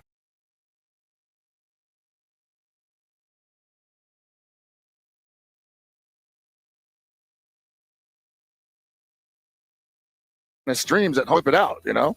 It looks like it selecting no. Oh, they're going up. Oh, yeah, he wants to say the handshake. That's good. Yeah, no, ET love that deport. Forever a good sport. So yeah. And one of the other players that have traveled long and wide, not only this year, but all of the others, maybe the player that has gone the most places while playing KOF. Like he has not been slouched to visiting exotic places like Latin America or far away from his natal country. So we will see what we are able to do right here, right now, as we start this game. And Fenrich, with that jump in, the killer instinct right here, Pockets, is showing up from the Japanese. And this is real bad, man. And you want to talk about not being able to get knocked down by anybody in the game currently. Yeah, man, like Kine is not who Billy wants to be cornered and knocked down against at any time during the game. Oh, but he fought his way out of it, getting Fenrich out of his own SPG, and the challenge yet again. Good stuff from ET. Try to maintain. Where are you rolling for, bro? You're not going to fall into my traps? Of course. The guard cancel from Fenrich. He overheated himself, though. It was delicious, Pocket. Now we know French is ready with the technology into the level 1. It's going to be enough. The Schwartz flames are burning right now. I don't know if Billy's got a button to challenge that sequence, but, you know, ET was like, let's find out. 1, 2. And Dash is back into the round. No. You are going to feel it. All right, he might not be long for this Billy game plan. He might go back to Hokus tomorrow after this. It could be, but so far he still has one chance. No, of course he doesn't have a chance. Fenrich is saying, you shut up, mask jerk. He is going to be able to take it. You know, honestly, and this is something that we've all seen throughout the season. You know, his record against Kynes is not very good. But I can't imagine that it's any better than that. You know, like that is Jesus. Well, to be honest, yeah, that look again super dominant by Fenrich.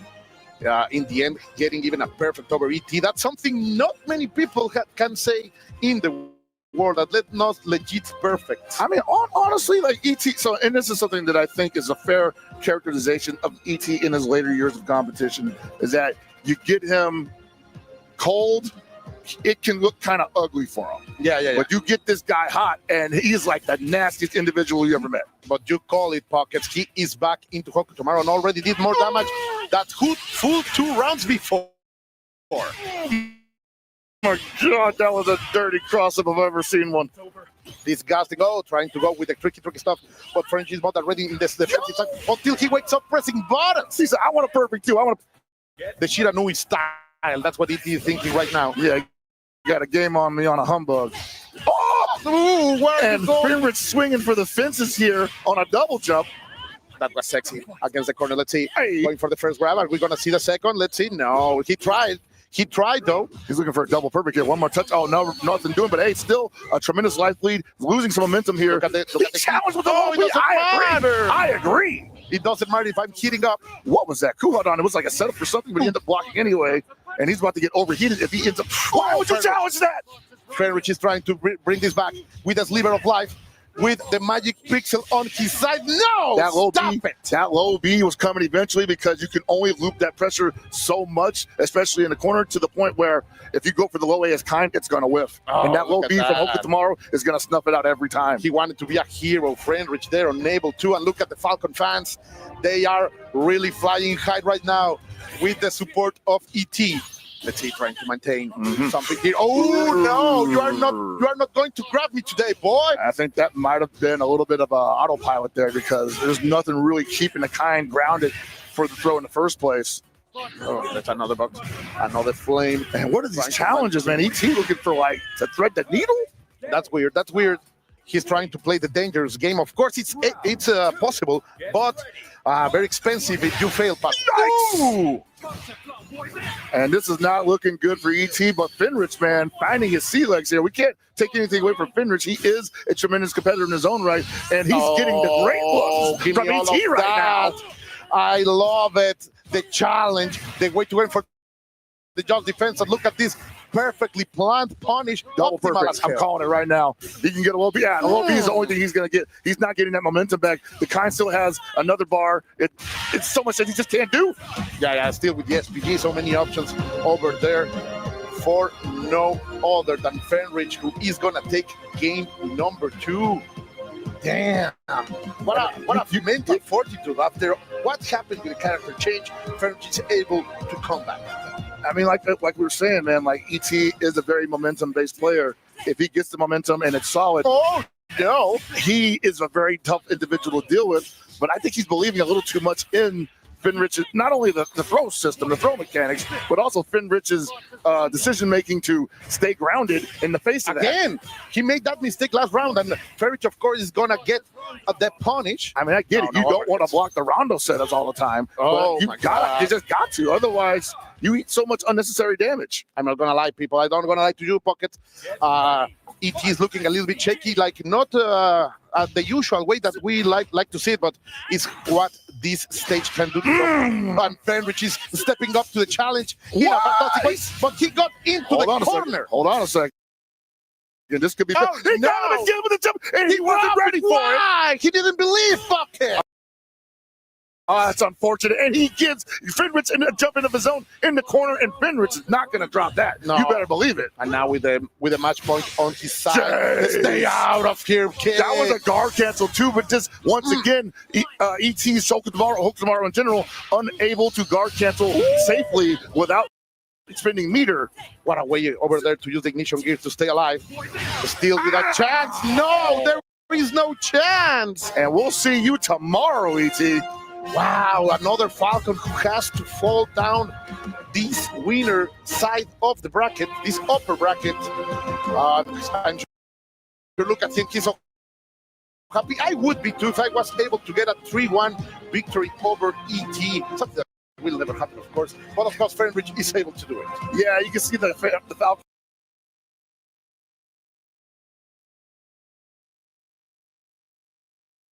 Fan base a little confused, a little hurt, seeing that go down as badly as it did. That was our boy. That's your boy, man. And like I gotta say, the Hope Tomorrows don't come much stronger than ET, and Fenrich just makes pretty short work of him. Shout outs to our specialist Justin, one who was telling us out of air that indeed there was a losing record for ET against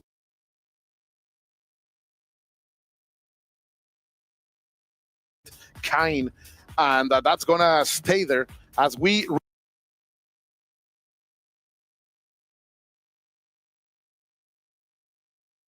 relive again all of these moments where ET tried to surprise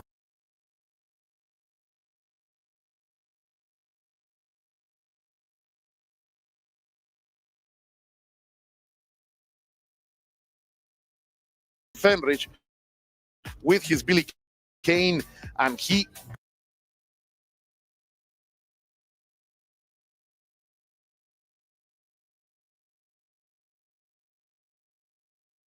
got, well, combo videoed.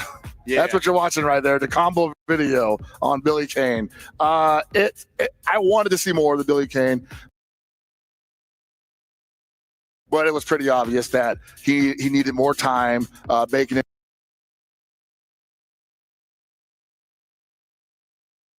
in the oven before he was ready to serve to the kinds. But there was also some mistakes, like I think were beyond the character selection pockets. We saw a big throw attempt that was a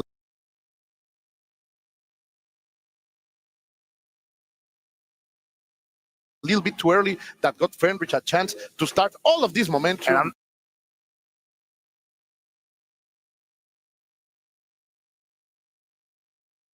But you're absolutely right, Colt. Like the way that ET won the second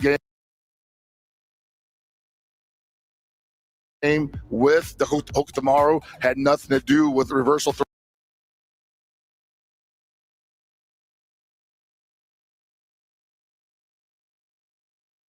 throw attempts or even aggressive throw attempts. And all of a sudden, in the third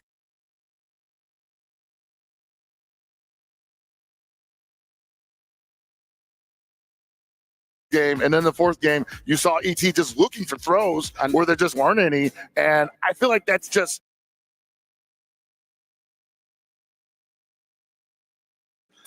weird muscle memory, possibly from playing infinite amount of ranked matches online, that people will eat that stuff online. And you're like, okay, maybe I can get away with this, but not today, brother. Not to, but what we are going to have today, Pockets, is this game, because T1 CJC is going to face your boy, Reno. So this is definitely my favorite to take the whole darn thing. I'm going to be consistent in my predictions. I've been predicting since the beginning of this game's lifespan that Reynolds would be one of the best, if not the best player in the world for it, and I'm sticking by that. You can hear it, people, all the way from the west coast of the United States, all the way from the state of California. Reynolds is here to fight again T1 CJC from Taiwan. Look at this. People are having a great time here at the City of the Wolves scenario, Pockets. Yeah, no, I got to say hats off rather, to the organizers and definitely the staff. Shout outs to everybody making this event work. It has been an incredible week so far, just setting up, and we're just getting started, honestly. I just can't imagine how much more hype, how much more heated it's going to get in here past the first round. Especially when people start fighting for their livelihoods. It's such a ruthless competition, Pockets. We are watching champions fall into the lower bracket today, as you say. The winners It had to happen. It had to happen, yeah, of course. But they went immediately, and this is moving so fast. Of course, now we will see CJC again. Right now, CJC won the only, if I am not wrong, the only Hotaru remaining in this among these players. Yeah, I think it was the only Hotaru that showed up. But then again, it's one of those scenarios where, like, how many of these guys possibly had a Hotaru month one of the game's lifespan? Everyone. I think everyone had to at least spend time with her, you know? And now Billy is the character that is in everyone's pocket. We're seeing Reynolds over here on a side screen practicing the button check with Billy. Previously at the Button Smashers in LA, where he just won, he unveiled the Billy in competition. And, hold on a second. We are watching. Did we get head faked? I know you guys cannot see what we are seeing, and we are not going to spoil the surprise. We can see Reynolds dead on focus. This is a very Reynolds. I'll just say it's a very Reynolds move. It would be nice. It would be nice to see. Of course, I am excited to see CJC with Hotaru. My main, like I am a Hotaru main ever since the past game. Love her, like super cute, super deadly in this game. So too. I am. She is definitely very versatile. Good damage as well. They took a little bit of the edge off of her with the limiting of. But she's still living on that positive side. Oh no, of she's life, still man. positive. I think she's still really good. She's but, super. They she's a great normalizing her light punch DP and mixing shrinking people the hitbox on with her the command CDP, grab the that comes out breakable DP. incredibly fast. Yeah. Let's see. Finally, we are here, ready to go, as Hotaru will face no other than Reynolds' character that you are going to see right now. Maybe feel excited because his Kane. His Kane is on the board, man. Like, I'm not saying that I thought he was done playing the character, but I definitely had seen him commit heavy to Billy in recent weeks, and I thought this was going to be the major debut. But we're sticking with the Kine for now. The challenge over there when Hotaru was trying to approach with CJC made it was harsh, and now CJC is going to feel the pain because AG Reynolds is here to play the game, and he's gonna bring the sun out. Look at that damage on that, just from the jump in into all the sequence. And yeah, this guy is final boss energy, bro. Absolutely brutal, man. Immediately, CJC tries to go against those dashes, and now with the wild punish, Reynolds is showing CJC that he will not be able to play this game for free. Yeah, you have to play fast against this character, especially Reynolds' Kine. Otherwise, you're gonna get ran over.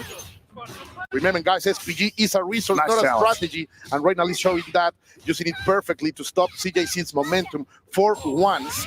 But of course, now the Taiwan player playing all for T1, one of the biggest teams in the world, is trying to do something that Reynolds got over. Counter hit meaty close D, and this is probably going to take the round. Just love to see this. With the ignition gear is going to be enough. Call emergency room because we have an electroshock in your chest. We got a real match as well, though.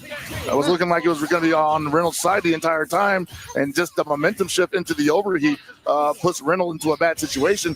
What? He thought he still had a button there. Sadly, he was unable to confirm, but CJC says, come on, bro, you can do it again. I'm dropping combos all over the place. What is happening here, man? Oh, this is not good. But that is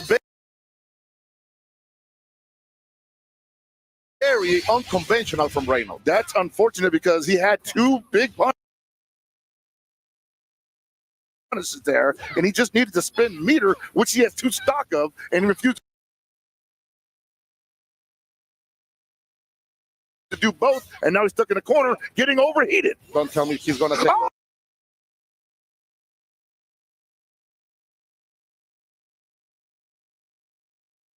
But jumping double was on drop it again. Too shallow, but he's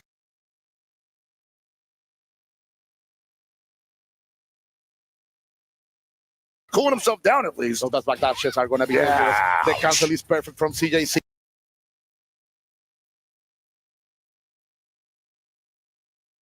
He didn't decide to go forward, but catches the landing. Yet again, right now, what's happening, Pocket? Oh man, we have to have a talk about this afterwards. He's looking like he's having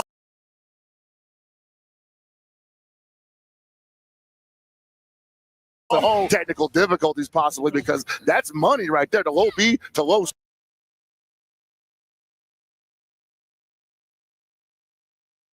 C. It's a super. You got to be able to rip those at any moment. And I'm being honest with you. Pocket, that round was not won by CJC, was lost by Reynolds. I would absolutely agree with that. He opened up that Hotaru enough times to kill her twice. Yes, and ZJZ was giving him much looks of desperation when things weren't going his way. And Reynolds, to his credit, it was punishing, just wasn't completing the cycle. Immediately he went back into it, so it's not a technical problem, I think.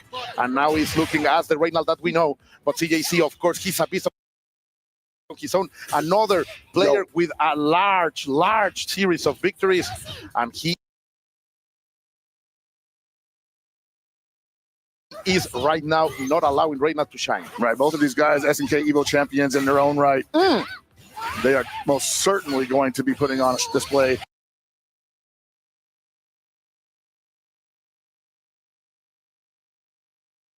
and then following matches.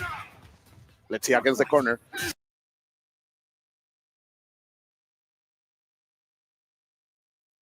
CJC. How he challenges that. The challenge was not there.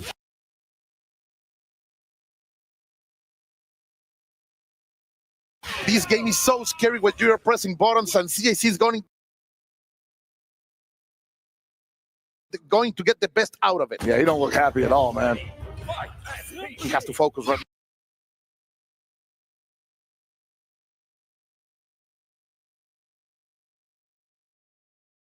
now. Pockets again, those approaches. Right now was able to stop him once.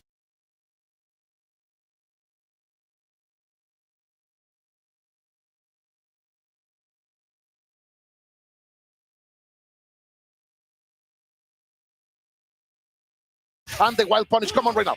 Now the punish is here, finally.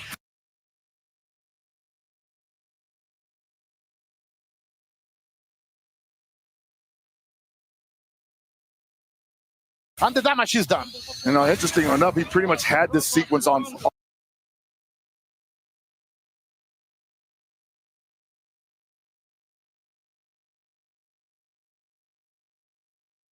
lock previously, and just was starting to drop everything after like maybe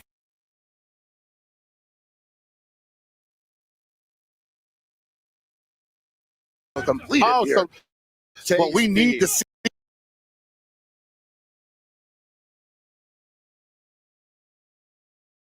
the finish off. We want to see the golden letters, though. CJC is going to fight back.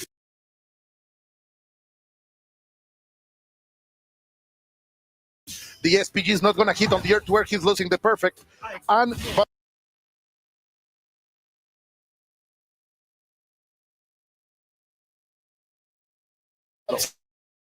sadly, CJC got into the corner. Wake up throw, huh? I mean, hey, whatever.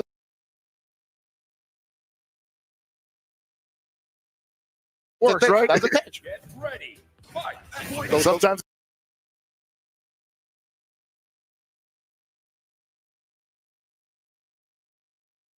it's the simple stuff. All right. Yeah, Ref Panzer out the gate. We win those trades or win the exchange, really. I like what's going on right now. That wasn't active enough for it, but he got it anyway. I think ZJT thought the Rondo explosion was going to lock it in place. This is good, not only because Reynald is going to show us the hidden gear, el secreto, el oculto. But of course, the stars are going to fall down, but this also shows that Reynald has shaken those mistakes from the past, and now he's playing on his prime. We are going to see at least 2 more games back. Yeah, tremendous adjustment there. And you can see it on Reynolds' face, like he is relieved that the adjustment came through when it needed to. I think maybe he was playing a little too quickly in the first game, and he had to slow down just the physical execution just to be able to. Wow. Wow. And then a big mistake from CJC, but Reynald is unable to capitalize out of it. There is money now on the floor, and CJC is going to deliver a full punish, then crossing, guessing perfectly that roll, and it's going to be enough for CJC to get round number 1. Yeah, she's a 2-toucher for that very reason right there. You try to roll on her, she does have the chase tech available. And she can put so much damage on you, especially and once again, ZJZ getting caught by the exploding Rondo, just being a little overzealous on offense. Getting out that grab perfectly. CJC, what challenge is fighting to keep him on the corner. And once again, Reynolds finding just so many straight hits and not able to complete the cycle on the damage strings, not spinning the meter when he has the hit, getting overheated, and then gambling on the Lanze reversal that, I mean, honestly, one of the worst reversals in the game, in my opinion. It's not a bad one, what I mean, but but we have other great ones. Yeah. Sadly, Reynald is overheated against the corner. He will have to play this legit, but is not going to be enough. Perfect crush over there by CJC, who is going to take the lead 2-1. Let's see now. He has to control. He has to concentrate. Pockets. I don't know if it's emotions. I don't know if it's him not being used to playing a character after so long because he had been spending so much time with the Billy. But ZJZ is not showing him a ton of scary scenarios. And I'm going to be honest, CJC is also looking shaky. Yeah, I'm going to say, like, yeah, there's something on both sides. Those empty DPs have been all over the place. Like, it's there's a lot of pasta in the floor. There's a lot of pasta on the floor here and like that. Reynolds' logo, his image right there, is definitely representative of the headache you're feeling right now. Like, dang, can't get anything right now. I'm getting a little bit of headache, he says. Oh, I almost made a mistake.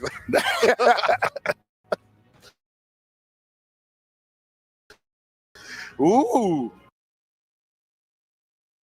But what we see from T1 is facing AG's Reynald help pockets. Yeah, no, I want to see both of these guys tighten up, basically.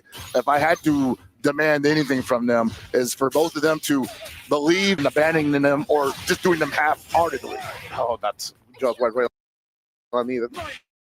Not only the character change, but the damage that he's placing on with the grab. He's still working on a perfect spot. He's going to get checked by that crouch C, and now CJC is not going to get the damage, but also the corner. As Reynald tried to get out, he's going to stay there, grounded in his corner. All right, once again, you see Billy not with a lot of defensive options. No! And now the counter That hit. was delicious. This is, he didn't want to finish off. I don't think he could have finished off the Billy there, but still let him roll out of the corner. That's not the best scenario. Yeah. Whoa. Delicious challenge. But CJC is going to march over to the match point right here. And this is once again like Billy, this is Reynolds' last chance. And if he wins, he's stuck with the Billy. Oh, and we're going to see that now only level 1. He didn't want it to go with the hidden gear, want to stay with the resources. Reynald has, of course, a full bar of border, and he's going to spend one with the ignition gear, trying to get CJC out of that SPG. That was a great poke. And then you saw, like, it's really difficult to push him out of there because his extension on his attacks are so far that even if you push block, he's probably still going to tag you. The challenger again. Finally, Reynald is detecting those moments where CJC is trying to break their approach. Of course, the shorter range from COTW is a risk, and he is finally doing the hyper defense into the Soshin. To say, hey, man, you showed it to me 5 times. I got to find an answer to it eventually. And with Billy, that answer has been found. CJC is still on match point. What a read over there, We're going to have a parade. He's holding on to that, though. He spent a lot of rev meter on that. Didn't do a lot of damage. It's revving up right now, 66%. Oh, that's close. He caught him backwards or jumping back. Is he going for the ignition here? Not yet. Not again. No, with the hard knockdown in the corner. One more touch is going to do it for the Hotaru. CJZ smelling blood in the water. The cross under Lil G. The confidence that you have to do that in the brink of elimination. That's right. Or at least to the loser side of the And he's revving up on top of that. He's finally back in threat level green. He can't afford to block too much more. And that's going to do it. CJZ. It's going to move on. No, I can't believe it. It looked like he had a mistake, but picked that right up. CJC is going to move forward. Reynald is still alive. He will be able to survive later today. But what a performance here from T1's own CJC. Yeah, man, ZJZ moving on to the winner side, and Reynolds going to be down on the loser side. Done for the day. Definitely going to have some time to think about what went wrong there, and obviously come back tomorrow stronger, hopefully. But ZJZ, man, just managing to hold it together long enough to snatch a victory there. But I got to be honest, man, that was shaky. Both of them, yes. CJC is in some way, I'm going to say it, and this is not to pamper you, my dear pockets. He got a little bit lucky that Reynald was not in his best momentum, because he was also dropping a lot, not like we have seen from previous players that were solid as rock. I'll say Reynald was dropping, but ZJZ was swinging into bad scenarios. Yes. And I'm not sure if he just wasn't used to seeing them, or if he thought he had a window there, just like by the miracle of miracles, he's parental to put this guy away multiple times. Is have that question if to get used to the matchup a little bit better. Reynolds had those fantastic spots where he was trying to move forward, but unable, was a little bit too short from one CJC that I don't know if he will be able to keep going on with against other players with this level. Yeah, I don't know. It's definitely. I mean, we're not out there, right? Yeah, over but here, we saw more but- a scenario like that. Yeah, they both seem kind of exasperated. Is all I'm saying. Yeah, and we are only mentioning because we are not used to see them like that. No. All right. Well, I'm used to taking a break after a couple of matches right now. So let's see what the sponsors have to say to us, and we'll be right back with more Fatal Fury City of the Wolves action.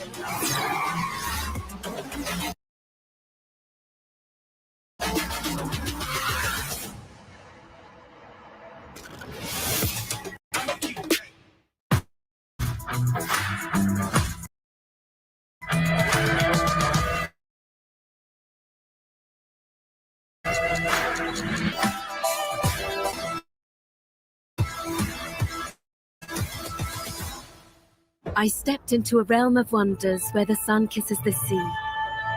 Two worlds inspired by each other. Two worlds making one. This land is calling, Saudi Red Sea.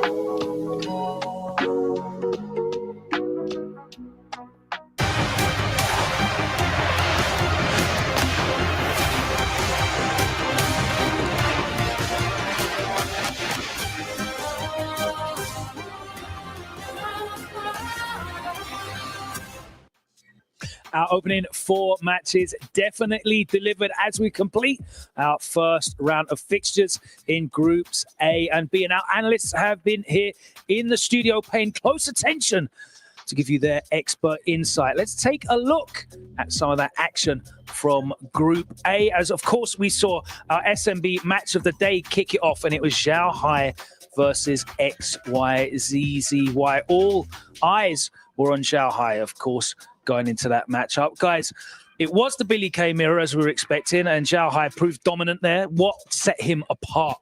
His offense. Well, we were talking earlier about his offense versus Zizzy's defense. And Zhao Hai's offense has dominated Zizzy's defense. Yeah, so Zhao Hai, he repeatedly put XYZZY into these guessing situations, the plus one, plus two situations over and over and over again. Outguessed him every time, outmaneuvered him basically, and he manages the meter a lot better as well as a result. That was pivotal, the meter management. Billy Kane was close to overheat so many times that really made ZZY focused on that, and Zhao Hai just took the initiative, went right in, got the strike throws. Of course, let's take a look at how the bracket looks after that. We had our second match as well, which saw Chris G put in a tremendous performance. Guys, we knew Chris G could do it, but did you think it would be as emphatic a statement as that? I think for sure we were a little surprised at the vitriol that Chris G came out with, right? We saw the tweet. My man was a little pressed about the gauntlet of Billies, but obviously having to fight all his Billies, Chris was able to do his homework and find what he needed, the X factor in that matchup. He was able to catch a lot of stray hits that Billy was whipping, and he was able to convert good damage off them. He made sure that he controlled the pace of the match rather than letting Billy dominate him.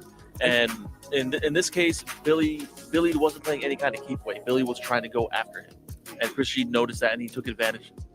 I don't want to say optimally, but he took great advantage. Chris, I think the way he approached the matchup, like, he really wanted to be the one on offense. He didn't want to have to play neutral and give kind of that's where the neutral is where he kind of struggles a bit, right? But anyways, yeah, he took the fight to him. On your screen right now, you can see, of course, highlights from that first fixture as Zhao Hai representing KSG sent Team Falcons to their first loss of the day. And I have to shout out the Falcons fans in the arena. They were definitely present and making some noise, but unfortunately didn't get the result there. Let's talk about this Chris G match. If there's any specific interactions here that you guys see that you want to call out. Yeah, just to piggyback off what Aru was saying, where Aru and Gibby actually, where Chris G wanted to stay focused, right? He wanted to stay on control right there. You see him getting overheated, not even pressed though. Guard was broken, but Chris was able to find the way in. I mean, you have to do that to Billy. You can't let Billy get in. Lucky break on a super. We take those though. Yeah, his honestly, his reversals were they literally all hit every single time. Koji did not bait anything. Meanwhile, the first time he tries to reversal of his own, Chris was waiting for it. He baits it out and punishes accordingly and wins off it. Yeah, Chris just made nothing but great decisions here, taking out KOG, and KOG was one of my favorites. I was looking forward to KOG going far, but it's okay. Well, that was our first group. Let's take a look at Group B coming up.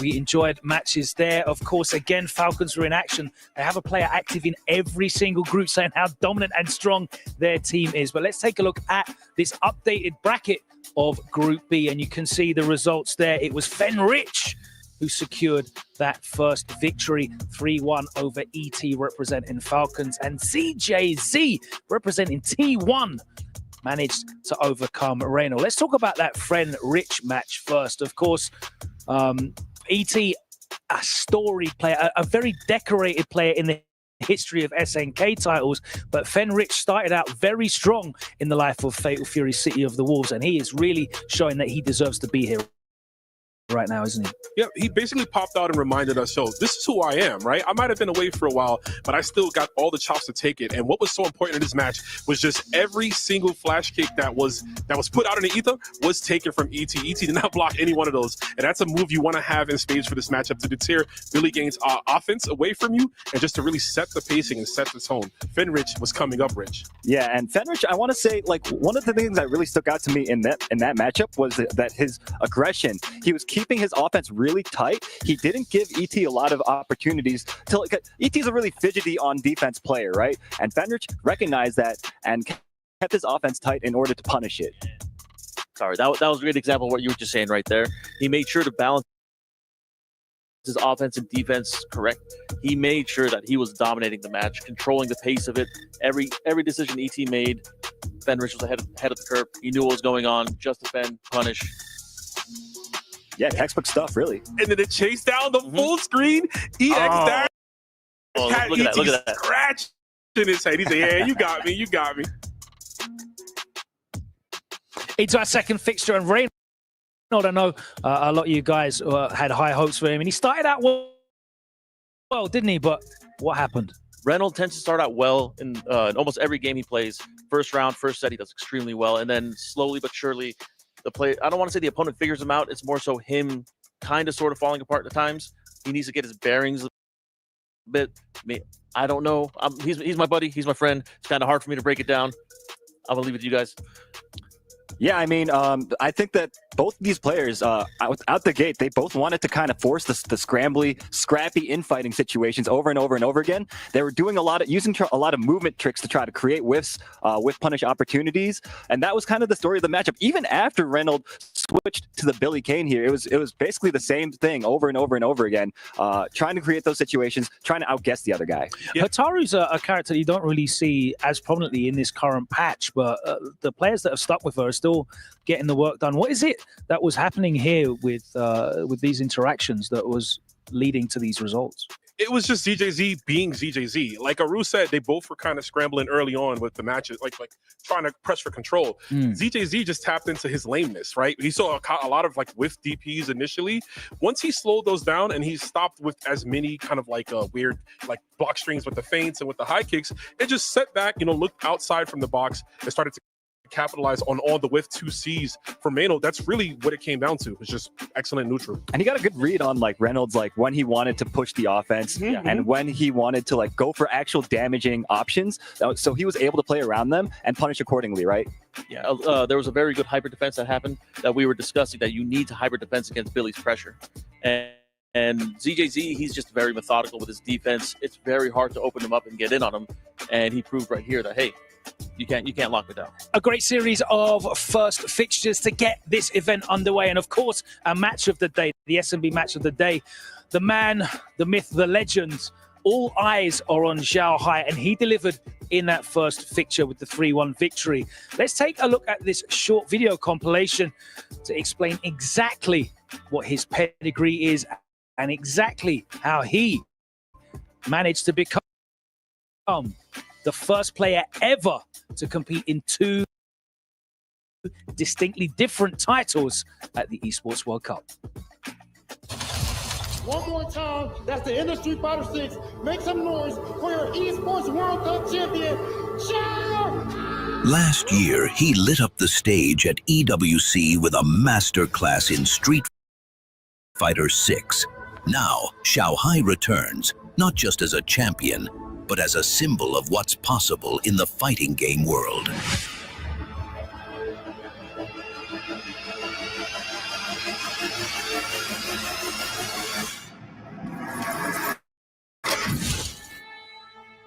Winning EWC was unforgettable.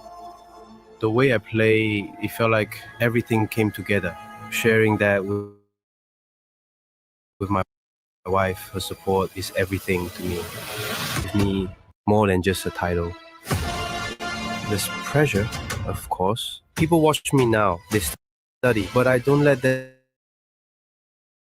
slow me down. I train harder, stay sharper. It's about evolving. What smart play. I've played many games. Street Fighter, King of Fighters, but right now, this is where I belong. Xiao Hai's success isn't isolated. It's a reflection of Fatal Fury's growing dominance in the ecosystem. From local scenes to the global stage, this game is where legends are being made. I respect all my opponents, but there are some I'm excited to meet again. Rivalries push me further, and when I look ahead, I don't just think about winning. I think about legacy. If I could speak to the Xiao Hai, stay calm, play your game, and trust the work you put in. From King of Fighters to Street Fighter to Fatal Fury, Xiaohai's journey isn't just about titles, it's about pushing boundaries. And this time, all eyes are on what comes next. Well, what comes next for Xiaohai is a upper bracket winners final after getting the job done in Group A. We're going to be moving on into Group C and D, and my analysts here have got their opinions on the fixtures. I pointed it out earlier on. This could be a fixture that could be happening in multiple titles, but we are lucky to have it here in Fatal Fury City of the Wolves. Goichi and Nemo. This is the match that I'm most excited for. Both players, legends in other games. Goichi, I mean, how do you deal with his offense once he knocks you down? And, bro. I mean, I'm very excited to see, right? Goichi, always a player that we love to watch, right? Always exciting. But you could say the same about Nemo, right? Nemo, super stark, different style, doesn't play like anybody else, right? Super unique to him. Goichi, I think the main thing to talk about is, of course, his defense. In other games as well, you saw like incredible defense. So hard to crack him open, and it's the same story here as well. You got so many different defensive mechanics that you can utilize. And then with the following match, we've got Kindewu versus Dark Angel. We got our first and only Terry in the bracket. And I know, Rome, you are the biggest Dark Angel supporter here. I am a Dark Angel fan. I mean, we've got to see him in his own region do well, but now he's coming back here to the EWC for the first time. Moving on into Group D, and let's take a look at this bracket with the upcoming fixtures. And our opening round gives us Punko versus Moke and RB versus the Geo. Punko representing Weibo. Let's talk about this fixture. Yeah, I mean, Punko versus Moke, I mentioned it before, but the two of them, they're pretty close. I mean, whenever they travel out together, they're always looking out for each other, that type of thing. They train together very frequently. So it's going to be on we're already going to be on like layer 4 or 5 when these two play each other, which is going to be really interesting. So I'm really looking forward to seeing that. Yeah, and we got RB, baby. That's the match I want to see. RB versus the Geo. Gato versus Hulk tomorrow. RB getting all the way here on his own merits, and Geo taking a step out of Peru to do the best that he can. And so that's going to be a hype match coming up. I cannot wait. That's the one I'm looking forward to as well. This is our first time seeing Gato on stage. Yeah. That's going to be good. Let's take a look then at our first match coming up next. And it is going to be a doozy. Some of you at home will have seen these two competing across multiple titles, but we have them here for Fatal Fury City of the Wolves. Coming up next, it's Goichi versus Nemo, and that happens after this.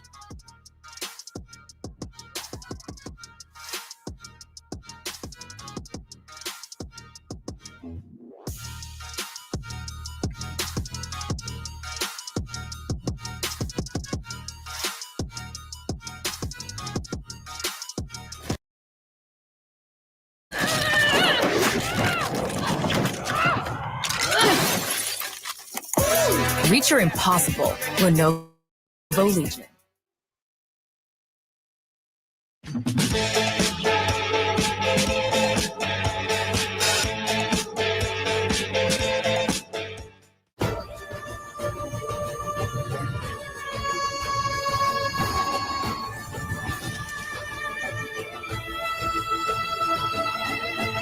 This land is calling.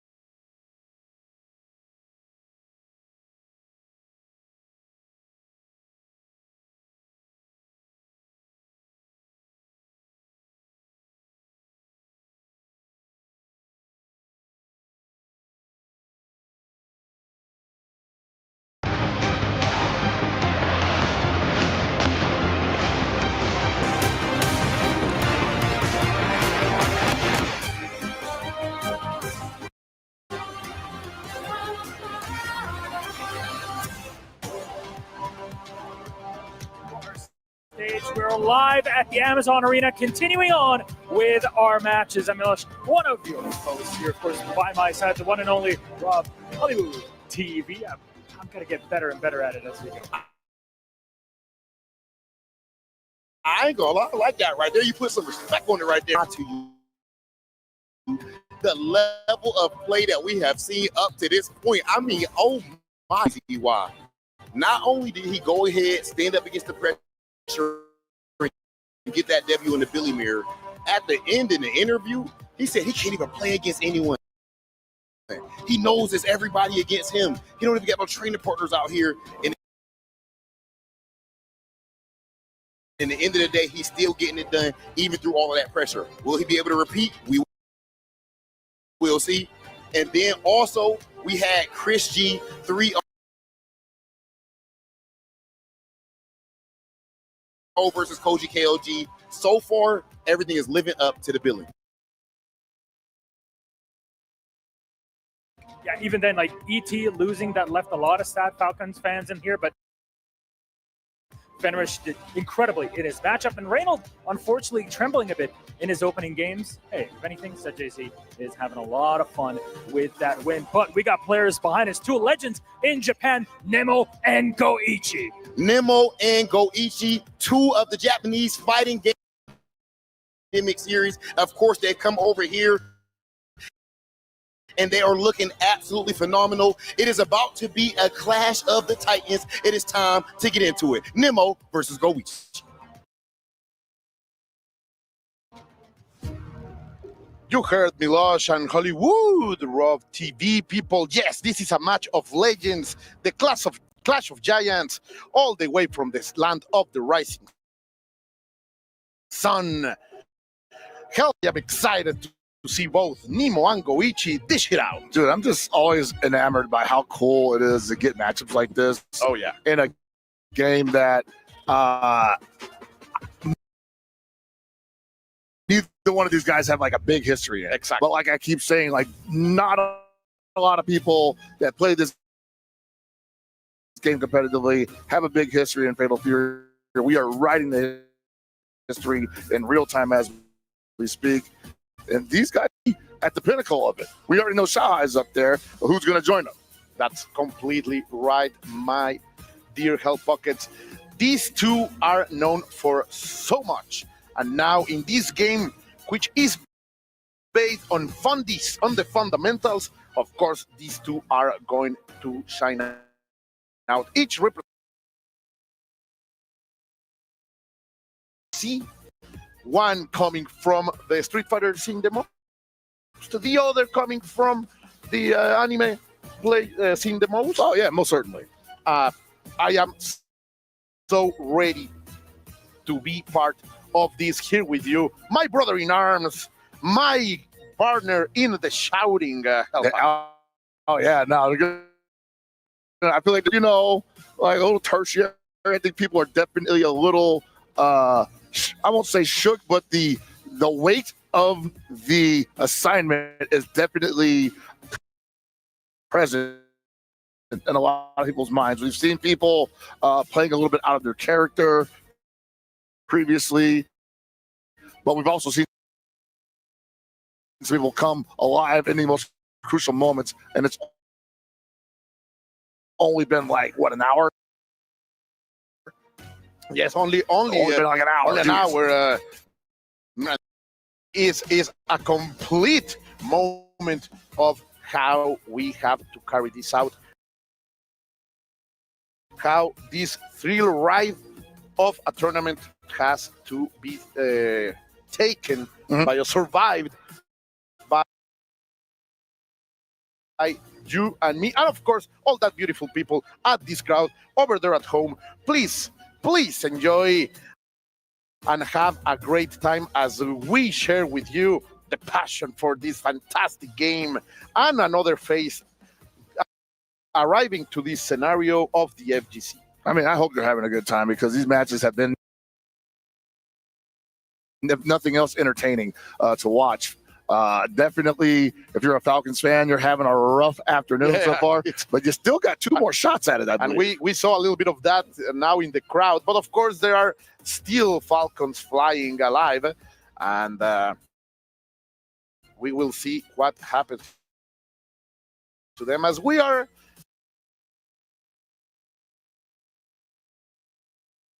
fixing a little bit of situation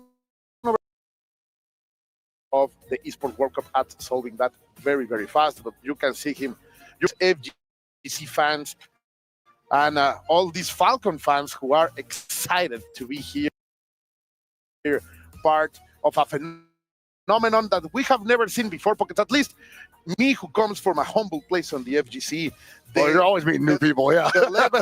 the level of production, the spectacle that the Esports World Cup is offering, it's simply fantastic. Yeah, no, I've certainly worked my fair share of events throughout my career as a commentator in the FGC, and this is definitely going to be up there with like the most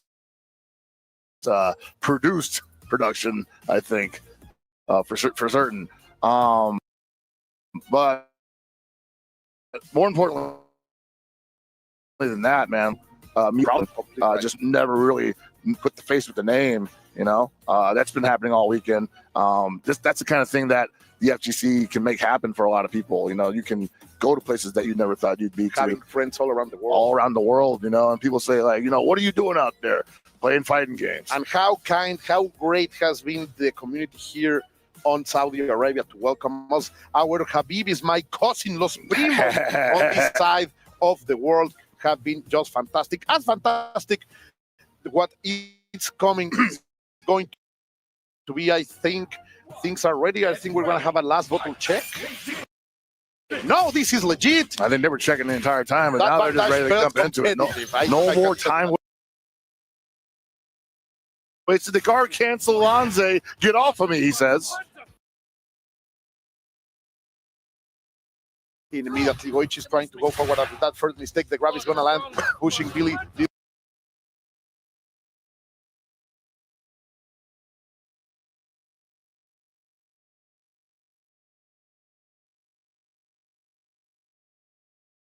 Little by little into the corner.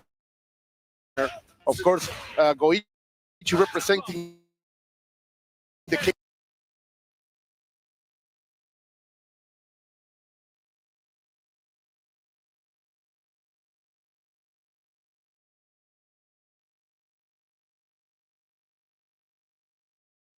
In which is delivering a little bit of his own. You said normally Billy's the one doing it. Normally Billy's the one that has to do it because it does not have those defensive options like a lot of the other cast members have. You saw that the guard cancel Lanze completely threw the entire offensive game plan of Nemo into whack. And he's we wanted too big of a punish, and it was too late for it, unfortunately. And now he's not. I don't think he's going to get it back. Yeah, because Billy don't let go of pressure once you get it. He's going to pay for that. SPG is out. He challenged. Sadly, he pressed a button, and he is going to get all of it. Of course, Nemo very smartly going into overheat for this, and we are going to see the hidden gear. You know what? Just to get around, I don't hate that. You're going to build super meter so quickly in this game that I think it's worth spending it for the round. Yeah, completely right, man. I have said it many times. Economy works by spending. That's capitalism, baby. Spend to make money. And right now, Nemo is showing us that. Of course, he's going to have a little bit of a strategic disadvantage right here, as he will have no resources, but still, as you say, it's about who gets the first opening pockets. Yeah, and I think right now Goichi thought he had the first opening when the booger ball almost got hyper defended by Nemo, but it exploded on him anyway.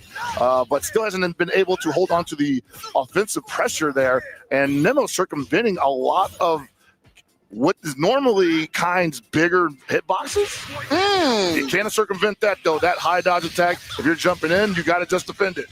Completely right. But Nemo was unable to capitalize out of it, and Nemo has getting the advantage. Get over here. A last mistake was a little bit too hard. Yes, that's gonna be punished. Nemo, after two mistakes from Goichi, is gonna take one. Look at that. That was unnecessary roughness, my friend. Hey man, that pogo was on the dead body. Where is that? Where is that? Where the yellow? Hey, yellow he just had to make sure, you know. You never know, man. He might pop up on you. Let's see, because Goichi is going forward, not a slouch after that first defeat. Only the first one. And I'm going to say I liked how Goichi was playing that because he was just defending the offensive strengths from Billy, and he had shown the aptitude for the guard cancel to destroy that offensive pressure. But you've got to be sharp and on point of that every time. Billy forces that. Absolutely right. Now with the oppression session on the side. Oh, we're going for the guard break. He got a little too green. And Nemo, I don't know if he recognized that was a short hop, but he was like, whatever, we're going for the reversal super either way. Yeah, like it was the right reaction. And now, after that swing and the jump in, like leaving on a prayer right there, that jump in the last possible moments, he pressed the button. Goichi is not feeling himself, Pockets. We see a little bit of a shake for him. Let's see if he can maintain a gameplay that satisfies himself. Yeah, Nemo finding a pretty pivotal hit at the end there, but possibly not looking at his own rev gauge there and spending a lot more than he had available for the damage string. Lost it all entirely. Immediately going for the fast lead, saying, no, you are not going to pressure me. I need to get the turn. He's been challenging that string repeatedly. That's not gap. There's not a big enough gap for that, I don't think. Is not going to be what Goichi looked for, or waking up with buttons, my friend. That's dangerous in this game. And again, looking for the punish there, just not close enough for the close D and too slow for the far D. Goichi is playing a little bit more than needed for that refined kind of punishment that he wants to bring. But when he finds it, he can cook like these Pockets. Oh man, 2 bars available too. Yeah, I like it. Spin both. Get him out of there. Take the game. Optimal stuff, dropping the stars. That's what you want to see from Goichi, no other. And the crowd, of course, with the heavy analysis. Yeah, look at these guys right now. They feel like there's like a million tons on their shoulders. Not a million of green. Mm-hmm. Of green. It weighs quite a bit, man. Indeed. And one bad decision could take it all away. You are completely right. As you are pushed against the corner, Goichi is trying to get out of there.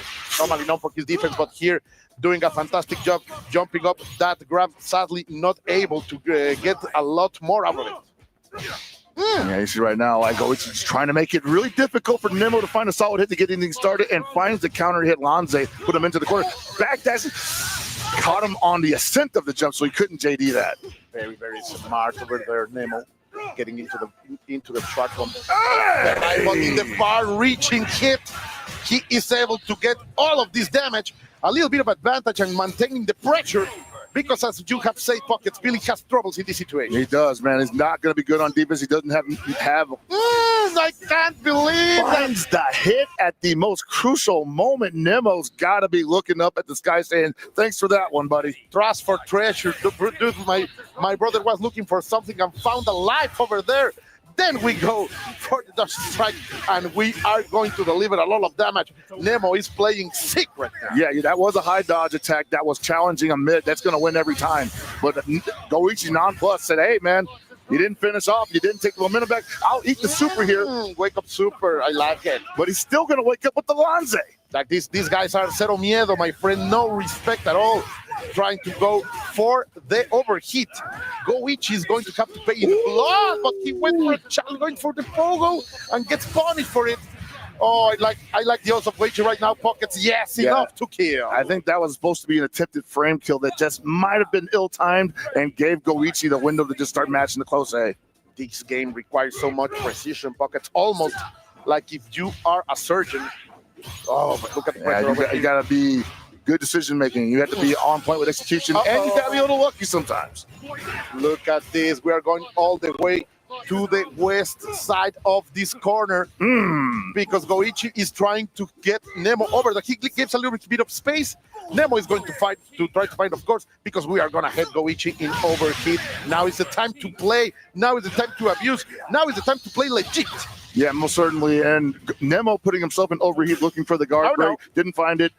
But still with the life lead available, he has to play this to his advantage. He cannot. That is huge for Nemo. He found another delicious dish, and he's eating well right now. Still with momentum and overheat. Wow, all the way over there. He launched the stab. No. What a madman. Oh, and that's gonna give him a chance, but with the chip damage is going to be enough. Nemo plays Goichi in a checkmate situation. So smart, man. These guys are prodigies. That is definitely one of those, like, I don't know what's going to happen next, but I'm going to show you that I'll do this at this distance because I know what you want, and I know there's a hurt box on the other side of it. He kicked him all over that way, all over a screen away. Wake up flash kick from 3 character spaces away. Like, yeah, I know what you want, bro. Let's get it over with. I love that we are watching from these two Japanese players. A little bit of pause too. Goichi knows that he is on the thin side of the stick, and he will have to be very careful. Look at these stats, man. Sticking with the kind, possibly. A lot of people had anticipated that he was going to run to Marco here because he had found such great success with that at Combo Breaker. Is he thinking about it? No, he's not. He's like, no, I can't. He believes he can't win with Marco. He lacked the black suit, bro. Like he's dressed for success after all. I gotta say though, like if he had gotten a knockdown with Marco, I don't see Nemo getting out of this scenario. Oh, you're completely right, but let's see. Now he's gonna get the hit going also for the stage control. All these carry. Challenge, I love it. Yeah, no, there's no reason not to do the high dodge attack if you're gonna seize your opponent, take to the skies like that. And Billy players just generally looking for that opportunity at all times. You are completely right. Let's see. Looking for the the hyper ambition, no. He was a little bit ambitious indeed, and he's going to eat a lot of damage because of that. I mean, you definitely have to do that because that's one of those moves that kind can use to crank up your rev gauge, much like Billy can use on his almost entire repertoire. Oh, he what a bait. That. It huele a miedo, apesta, he says, reeks of fear. He knew that he was waking up with that super, and Goichi is able to retake a little bit of control in the moment that he needed Pocket, because now he's dealing with elimination. Right, and you're seeing right now just very basic kind play from Goichi right now. Nothing to get too no fancy stuff, no razzle dazzle needed. Just play safe, just play sure. But of course, Nemo is going to try to push you to your limit.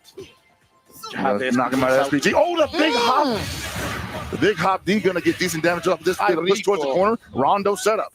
All the damage and got behind him though. Yeah, you have to guard it on both sides. And it's so hard to. Oh, the little hop.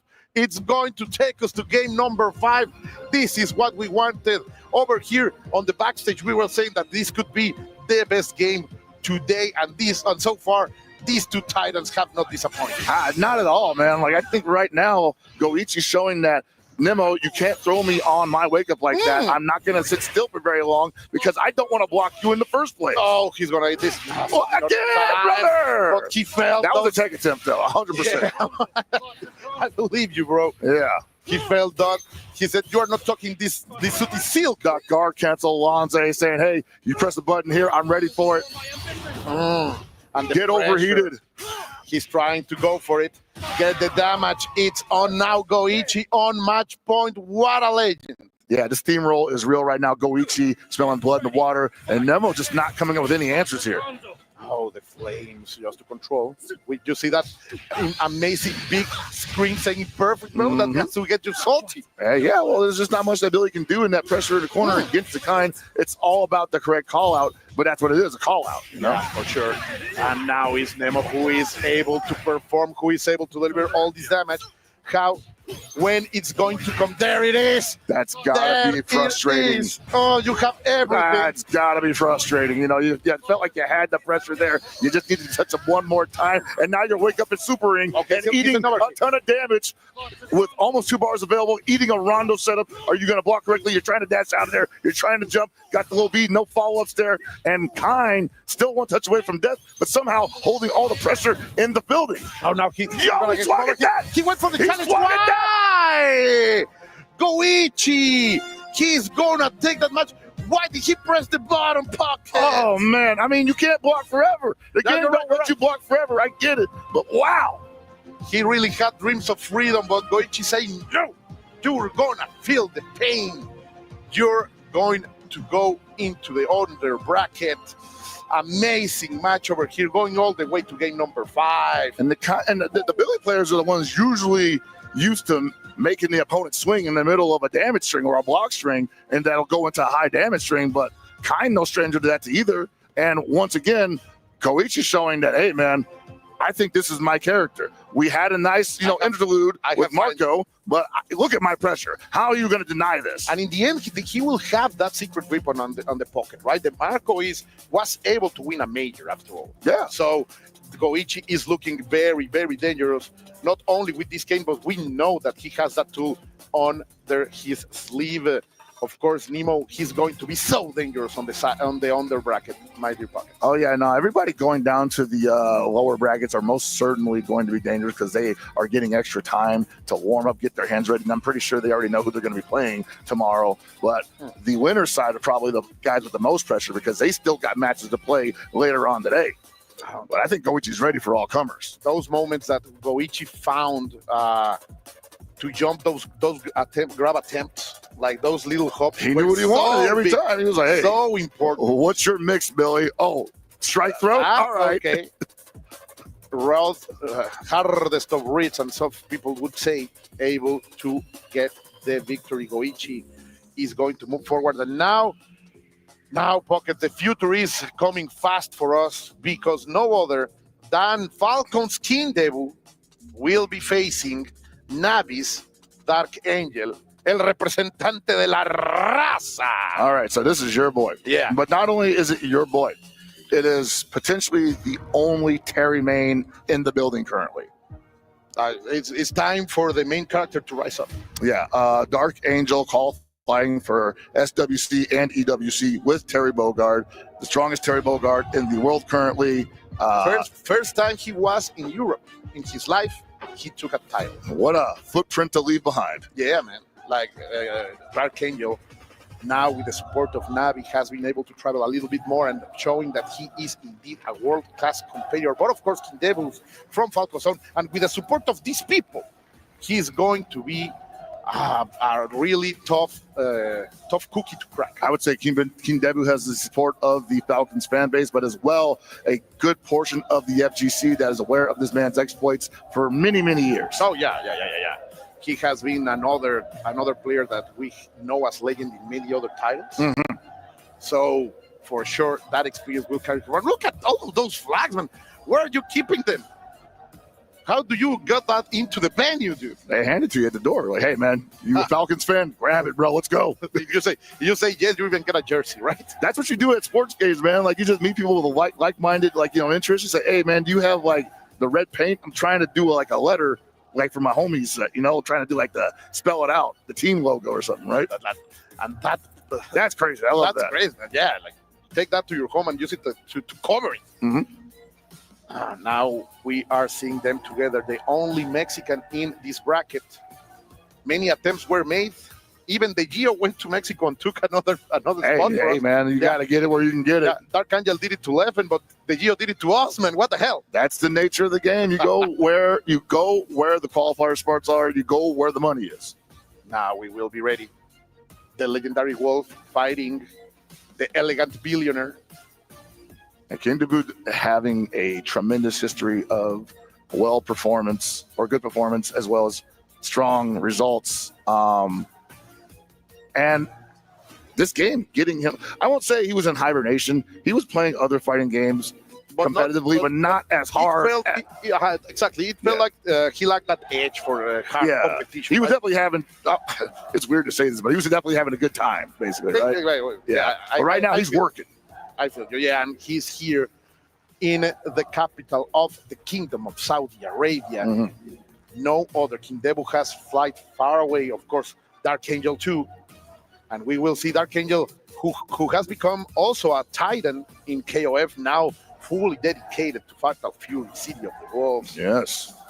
I am starting to feel nervous, Pockets. Hold me close. Here we go, man. Terry Bogard versus Kime. Let's see it, man. King Debu versus Dark Angel. Who's going to get it, people? Immediately, they went for but look at that. Oh, baby. People were saying that there is a game plan in the mind of Dark Angel, and he is not falling against that prediction. You got to understand also, man, not a lot of people play against Dark Angel in any scenario, especially a Terry Bogard like this. There's definitely a couple things that can fall by the wayside here if you're not used to seeing it. Whoa, that was way too early for the throw. Another one of those. This is the second time we see it today. Not both of them for Dark Angel. Now against the corner. The read is fantastic over there by King Debu. trying to get something, and another button of panic over there. And the Falcon fans go nuts. A little bit of patience goes a long way for Kindabu there. Also want to point out, I think this is the first player, that Dark Angel rather, first player putting SPG in the center of the bar, meaning he wants a much more balanced experience with his SPG. What a reaction over there, but Dark Angel is going to finish that with a power gas and ignition gear. Then the prediction comes from the Mexican player, and he is going for. Look at the damage that we can do with humble resources. Oh, man, just all those empty feints into throw. Oh, nothing behind it there, unfortunately. But he can chip him out here. One more touch, and there it is. The reversal, or rather, just the raw DP. I like that Dark Angel so far looks very cold, stoic. That's what you need in a scenario like this. In the defend over there, it's the optimal thing to do. Yet again, both another two, and the approaches for Dark Angel are a little bit narrow. That those jumps can't be opportunities for Kingdom, but so far the Mexican player has landed well until this moment. Yeah, no, they were definitely swinging pretty cautiously there, because I think they got a little wild in the previous 2 rounds, and they just could not afford to make any mistakes. It just lose a ton of life again, because they're both doing chunks to each other. Yo, the back dash wild That's going to be enough for sure. Yes, Kingdom is going to get that game number 1, and the Falcon fans are feeling it. They are really supporting the man who has his colors, their colors on his hair. Yeah, man, you look at Kingdom, man, he's like, man, that was like cardio right there. I'm doing a full body workout. Me too. Playing against, well, that's what it's like playing against Dark Angel, man. Yeah. Playing against guys like Dark Angel is a full body workout, because your muscles are tensing and your brain is working overdrive. Dark Angel life falling a little bit for fear. Sadly, he's going to lose that round as the pressure of Kingdom seems to be cracking the patience of the Mexican champion. To say nothing of the pressure of the $35,000 that's technically on the balance, hanging in the balance currently. Look at that. The perfect punish over there by Kingdom. Don't touch me now. All right, Dark Angel kind of on the back foot here. I'm not saying Kingdom has figured it out, but he's not allowing him to run the game plan any longer. Indeed. He tried to go right. The jump in for Kingdom is gonna get punished. No SPG for Kingdom. Dark Angel going for the trick. Yeah, he's like, no more. Yeah. I can't wake up options, bro. No, not fast enough, sadly, but no punish either. Oh, the ambition is gonna hurt. Yeah, beat the red blow with the super there. Now he has a corner, and Dark Angel has to respect all of this. And respect he does, and gets his punish. Oh, that was so dangerous. Kingdom really let it rip. I think Kingdom thought, this guy's a nut. Let's crack him. He's going to press a button, but no. Dark Angel showed that he is ready to survive even those baits. Let's go. An approach after that revolution. Power wave, but Kingdom is not allowing Dark Angel to feel comfortable. Every move from the Mexican player has a response from Kingdom. Yeah, no, this game will definitely show you how to play the player real quickly, because you can try to play Fatal Fury City of the Wolves by the numbers, but at the end of the day, it's about what your opponent's showing you and how you can take advantage of it. And right now, I think Kingdom's realizing, hey, this guy's defense ain't the strongest, and if I play a little crazy as well, maybe he gets a little gun shy. Yeah, and the setups from Kane are hurting right now, Dark Angel. Of course, that roar from the crowd is pushing Kingdom forward. Dark Angel has to do something, Pockets. If not, he's going down into the lower bracket. Yeah, and you see, like right now, Dark Angel just not willing to play as wild as he has had previously, because Kingdom showed him, like, yeah, we can both do that, but I'm a little tighter. I'm just a little bit tighter. Ay, no, perfecto. Dark Angel in his last leg right now. Last hope at this moment. Let's see if he can do something, try to go forward. Yeah, Dark Angel's got anything he's been working on in the previous few months. He needs to whip it out right now and just blast it. No, but that is not gonna be it.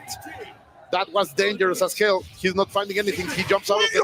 Oh, but the SPG is perfect over there by Kingdom, who has Dark Angel his last leg. He's yet again. The pressure is on.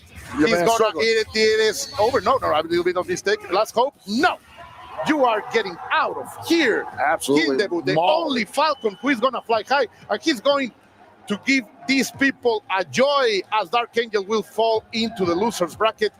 We will have to survive tomorrow, Pockets. Yeah, right. Falcons players, Falcons fans, got to be feeling great right now. Falcons finally on the board here. The COTW tournament here at EWC 2025. Dark Angel going down to the lower bracket where he will be fighting for his life tomorrow. Ouch, I would say.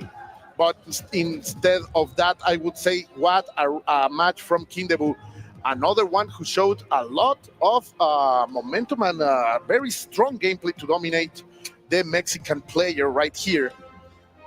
This is looking rough right now, Pockets. I want to say, honestly, what carried Kindabu through this was a little bit of old school grit, you know? He definitely played this game smart, but also he was like, I've played people like you in the past.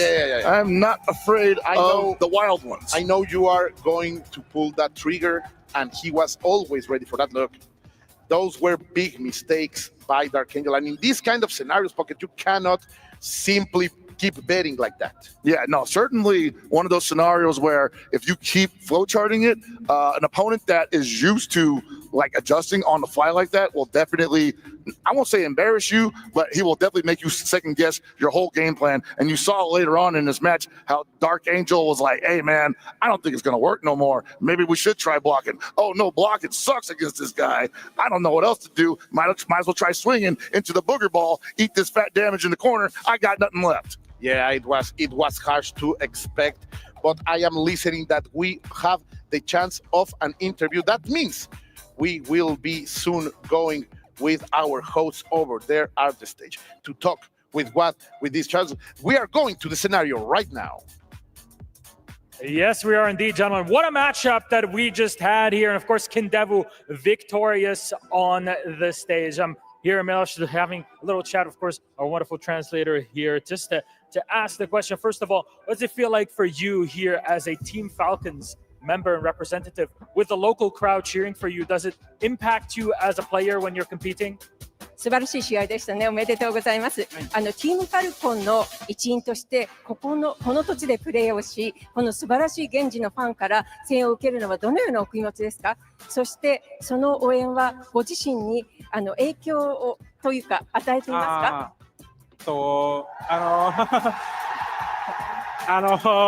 まあこういう体験はちょっと僕も初めてなんですけど、ちょっとまあすごいホームで応援してもらって、ちょっとでも前の2人ちょっと負けちゃってたんで、自分のプレッシャーも結構すごかったんですけど、まあ勝ててよかったです。応援はすごく嬉しいです。ありがとうございます。It's the first time to compete in this kind of tournament, and I was really nervous because I was not able to perform as I would have loved to earlier. But I am so grateful for all the supports and cheers. I'm so happy that I was able to win. It was a great game, especially for you here, Kindevu. Great performance. Now I want to talk about that for just a second. Terry is not that much of a popular pick currently in the meta. How did you prepare to face off against it in the game? 素晴らしい応援ですよね。今のメタではテリーっていうのはあまり使われないキャラだと思うんですけれども、何か対策はしていらっしゃったんですか？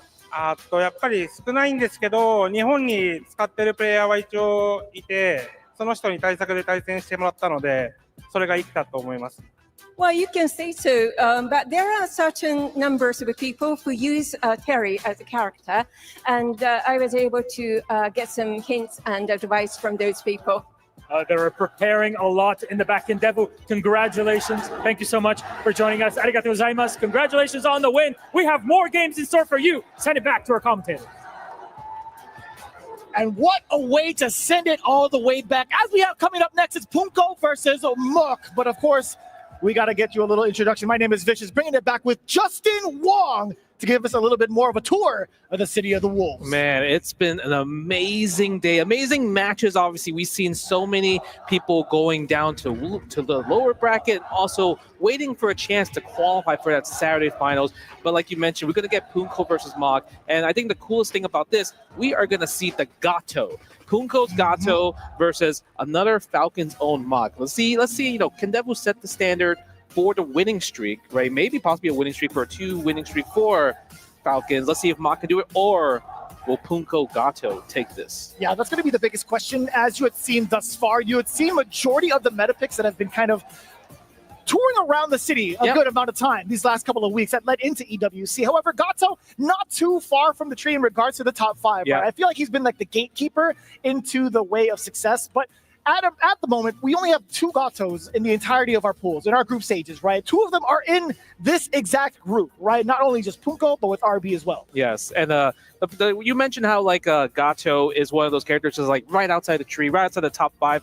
I mean, he's a character that does a lot of damage. He also has a lot of like buttons, a lot of specials to kind of like take advantage and just keep the momentum going. Right. So the one thing that Punko is going to be really good at, he's never scared. So I feel like when he wants to challenge with just like a DP to take his turn back or even a high dodge attack, we're going to see that. And the one thing that Punko loves doing a lot is the forward B, just kind of like the advancing normal, because if he lands that advancing normal in a counter hit state, he's going to get a full combo from there. So he's Gato's probably one of the only characters that can combo from that range in particular. And that leads to a lot too. Just getting something like that, if it's far enough, plus a counter hit, you could get like a 2C if need be to get your party really started. But let's talk about the dynamic real quick, right? Gato, being an up-close kind of fighter, he does have those kind of things to do. He can get frame traps. He can get knockdowns going repeatedly. He does have good states of Oki repeatedly. However, Hokutomaru has been a very difficult character to catch. So let's lay out the problem here. How does Gato actually close out the distance against someone like Hokutomaru? I mean, you were right there. Like the money part, in terms of the ground game,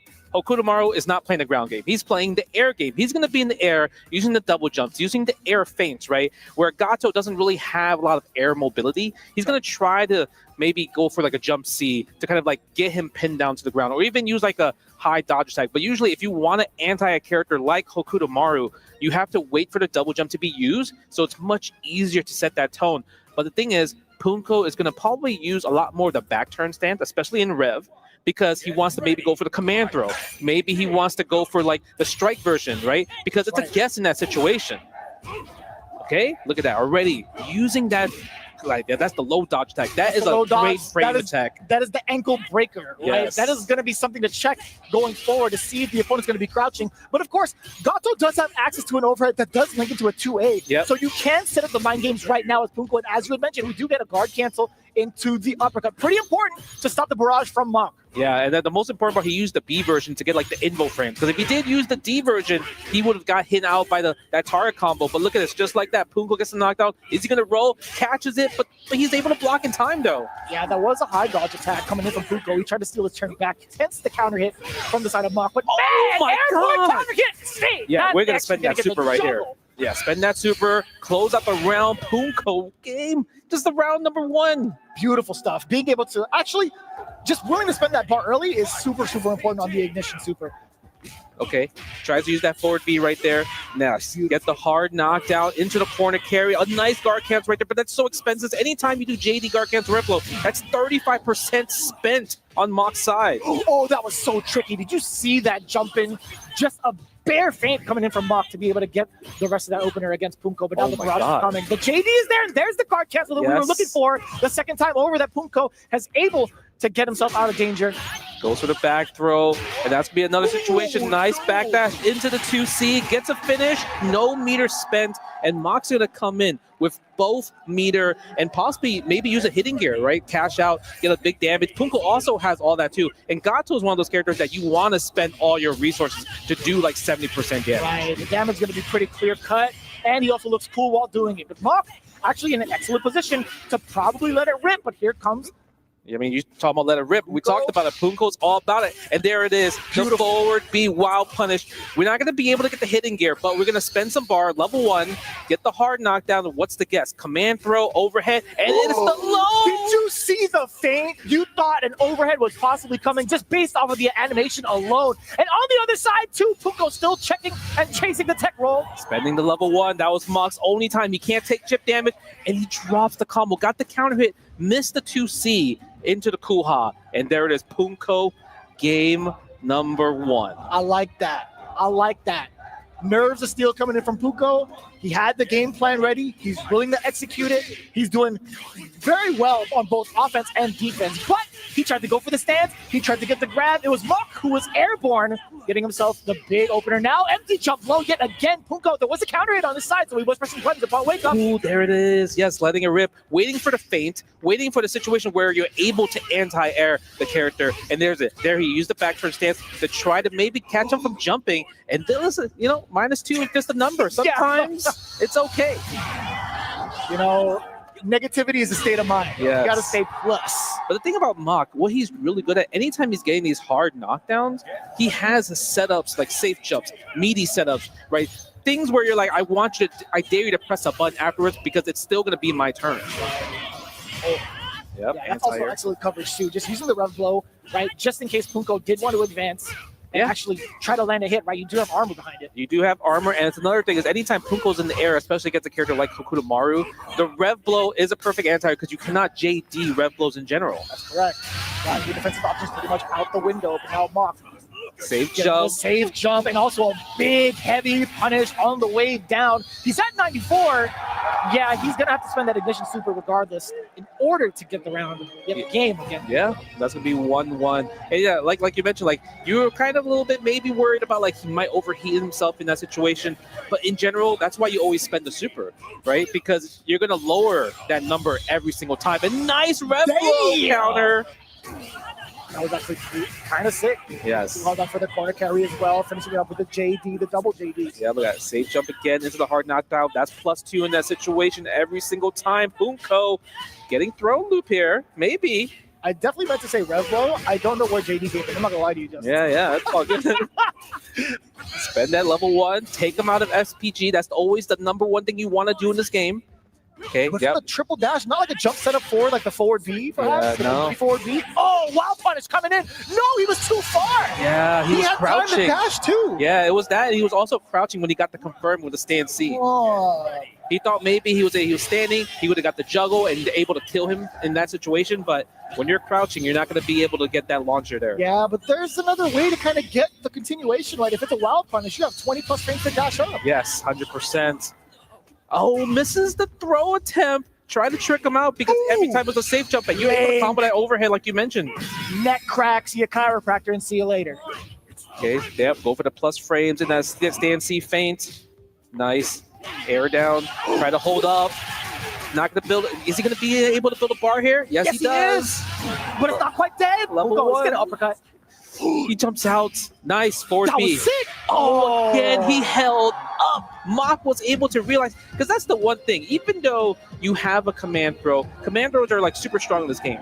But it's also one of those things where you're like, I can smell when you want that command throw, especially Rev command throw, a character that every time you have Rev command throw, you can combo afterwards, right? That's the only way you could have lost in that situation. Yo, but he's been smelling it the entire game. So yes, he has. He has been holding North the entire time and calling it right against Punko. So it's going to be like another question we're going to ask. When is Punko going to be able to land that command grab? And will he even need to? That's the struggle, because earlier when he tried to fake the command throw and go for the C version, the strike version, Mach did not jump. He blocked it. So it's like he's guessing right every single time. And that's the most important part about fighting games sometimes. Able to guess right against a character, against a player like Punko too. Ooh, nice. Punko didn't bite from the shimmy in that situation, but Mach able to get the frame trap still. No super, so it's going to be a hard knockdown. You can see how much of a nuisance Hokuto Maru is, not only on the ground, but more importantly, in the air. I feel like Punko has not been able to catch him correctly with not only anti-air normals or even trying to do an uppercut. Right? Yeah, just like that, Punko trying to dash in, but Mox with the 2C gets the hard knockdown into the second rev blow. Okay, gotta be careful. Don't get hit by the stand D, but gets hit by the rev blow again. Mox, next combo will win. And it's coming in for the low ignition all the way to the finish line. Just like that, 2 low Bs into the super. Moving on to the winner's side. And look at that right there. Team Falcons own the flags, the crowd. They're all cheering because even though you have 2 players in the lower bracket, 2 players are also 1 match away to go into that top 8 for Saturday. Beautiful showing thus far, at least within this group. And you know, I do feel for Punko a little bit. You know how if you have been like historically watching the FGC, you know how aggressive he can be. Yes. Just seeing him not eligible to play that offensive strategy that he's so like known for is kind of a heartbreaker, right? It is a heartbreaker, but that's also like a testament to Mock's skill of just like keeping it like just tight with the safe jumps, with the pressure, right? Because every time Punko did try to DP, the safe jump just nullified it. That's correct. Right? Because I feel like if in order for you to beat safe jumps in Fatal Fury, you have to go JD 0 frame super. Because in that situation, safe jumps will just lose, but it costs a resource. The scaling on the super is not the best, but In return, you get the hard knockdown, and you put that into the brain that they can't rely on safe jumps anymore. And there's some really interesting ideas that Punko elaborated on as you see the replay. He was chasing down Hokutomaru a decent amount of times with some of the specials that he has to cause some of the big air float moments, the air juggle moments, even with forward B, right? I think that's a really, really innovative way to kind of stop Hokutomaru from throwing those instant air shurikens. But for the most part, when he did get started, as you see him Chuck chase the roll, it's so interesting to see like how much of that offense really started to shred into the defense of Mach. Yes. Now, I mean, you're right about that. But then Mach also guessed right on so many of his wake-up supers, right? Every time he did wake-up ignition, that Mach just guessed right. And there it is, what we saw earlier, the wake-up safe jump, right, against his wake-up DP. Just he lost out in that situation. And like you mentioned, he guessed right every time Punko did try to go for like a rev command stance command throw, right? Yeah, and you saw that instance too coming in from Punko. Just a slight mishap off of that far C, getting the wild punish and a big opportunity to actually finish out Mok. That one chance, I feel like could have changed the tide of the entire setup. Yeah, it could have been, right? But the thing is, stubby normals is Gato things. He needs to be close range while Hokutomaru is going to try to play the mid-range the whole entire time, right? Like his crouch B, his stand B in general, they go really, really far. But you talked about Gato versus Hokutomaru. We have another Gato versus Hokutomaru right here. You don't say. Coming in from RB and the Geo, I'm very excited about this because you have two different generations of players, right? We've heard of RB if you're coming in from like the FGC for a very long time. He's been around the block playing a plethora of different games. Yes. However, he hasn't been in the spotlight as often. This game, however, has really brought him out to play. Well, the crazy part is obviously when you're learning a new fighting game, you're playing online, you're like, man, you know, I want to compete in this game. RB qualified at Common Breaker. He only had one shot to qualify for EWC, and he had to, you know, ask the Taiwanese community, just be like, hey man, can I go to Common Breaker with your support? I really think I can do this. And he got the spot, right? Geo also, he qualified at the pretty much the last second, right? City of the Cream, right? First place. Yeah, first place. And he was coming from the lower bracket as well, too. So he had to go through a marathon of players to get this spot here. If there's any character that can help you run that marathon, it's definitely Hokutomaru. Yes, Hokutomaru's. He's just really good because eventually when you get more games and you keep playing more games, you're just like, man, my runaway is just getting better and better, and my clips of just 2B in general are just getting sharper as well, right? Because you can see people getting frustrated against the character because when you think about just fighting in 101, if somebody jumps, you anti-air. Correct. But against a character like Hokutomaru, who kind of like defies gravity, you cannot anti-air right away. Him being able to manipulate his jump arc and also direction is such a pain for a lot of traditional fighting game characters. Yes. That's not to say that there are a lot of those in like City of the Wolves, right? Because they all have their own unique approach in regards to air, like air normals, air attacks, right? But it's hard to predict when the opponent decides to do it, right? They could easily just go in for a normal jump and you'd be like, oh, I second guessed myself. Right. I thought there was going to be a change of direction. Yeah. Like when I play, just when I fight against Hokutomaru's in general, every time I just see a jump, my brain is just wired to try to anti-air him. And I lose every single time. Me too. So it's one of those things where it's like, you need to just like let him rock. Or you need to chase him in the air yourself, right? They did change in the most recent patch where like, if he does double jump and you hit him during the double jump state, he's in counter hit state. But the thing is, not many characters can capitalize off of it. Like obviously Hotaru can, or characters with like air specials can. But in general, you just do a little more damage, right? Yeah. And obviously the rev blow is a big factor. Probably, arguably the best rev blow in the game, right? In terms of like anti-air, in terms of just like when to use it, and it's really hard to punish because the pushback of Hokutomaru's rev blow sends the other characters back a little bit too far, so some characters can't even punish with their 5-framer button. Yeah, it leaves them at -5. That was a big change, right? But not a lot of people were able to kind of fully justify whether or not it was a nerf or a buff, right? There were so many different streams where they were thinking about it that way. However, as it stands right now, I think there's going to be plenty of moments where, oh wait, hold on. I know this is going to be we might crazy. actually get info coming in from our side of the screen. Whether or not it's going to be an actual Gato Hokutomaru run back, because we just saw it earlier, or will RB switch over to Kine? Now, this is going to be very interesting too, because Kine can actually have a little bit more control in the air in comparison to Gato because of his air fireball, or not air fireball, but like upwards fireball. But it's also another thing is because we saw earlier that how Gato does have like stubby normals, right? Kine is just so good at relentless pressure. If you have to say what is Hokuto Maru's weakness, he doesn't have a reversal. He has to rely on ignition gear, right? He has to rely on kind of like that super in general. But the thing is, if you can bait it, it's so easy to hyper defense and get all your life back and also gain meter at the same time, right? We have confirmed it. Is this going to be the change? RB pulling out the kind against the Geo's Hokuto Maru. And like you saw, the first fireball RB threw was an upwards fireball, right? He's trying to catch that double jump because maybe it's going to put him in that juggle state. And the backdash right there, hard knockdown. And again, this is the second player that we have seen that puts their SPG into the middle, right? For Geo. Flux, right? Yeah, the flux, right? So that in that situation, anytime he does spend rev meter or rev flow, it's going to cost a little bit less. So that's the really good part. And if you see how much damage this game has been doing, right?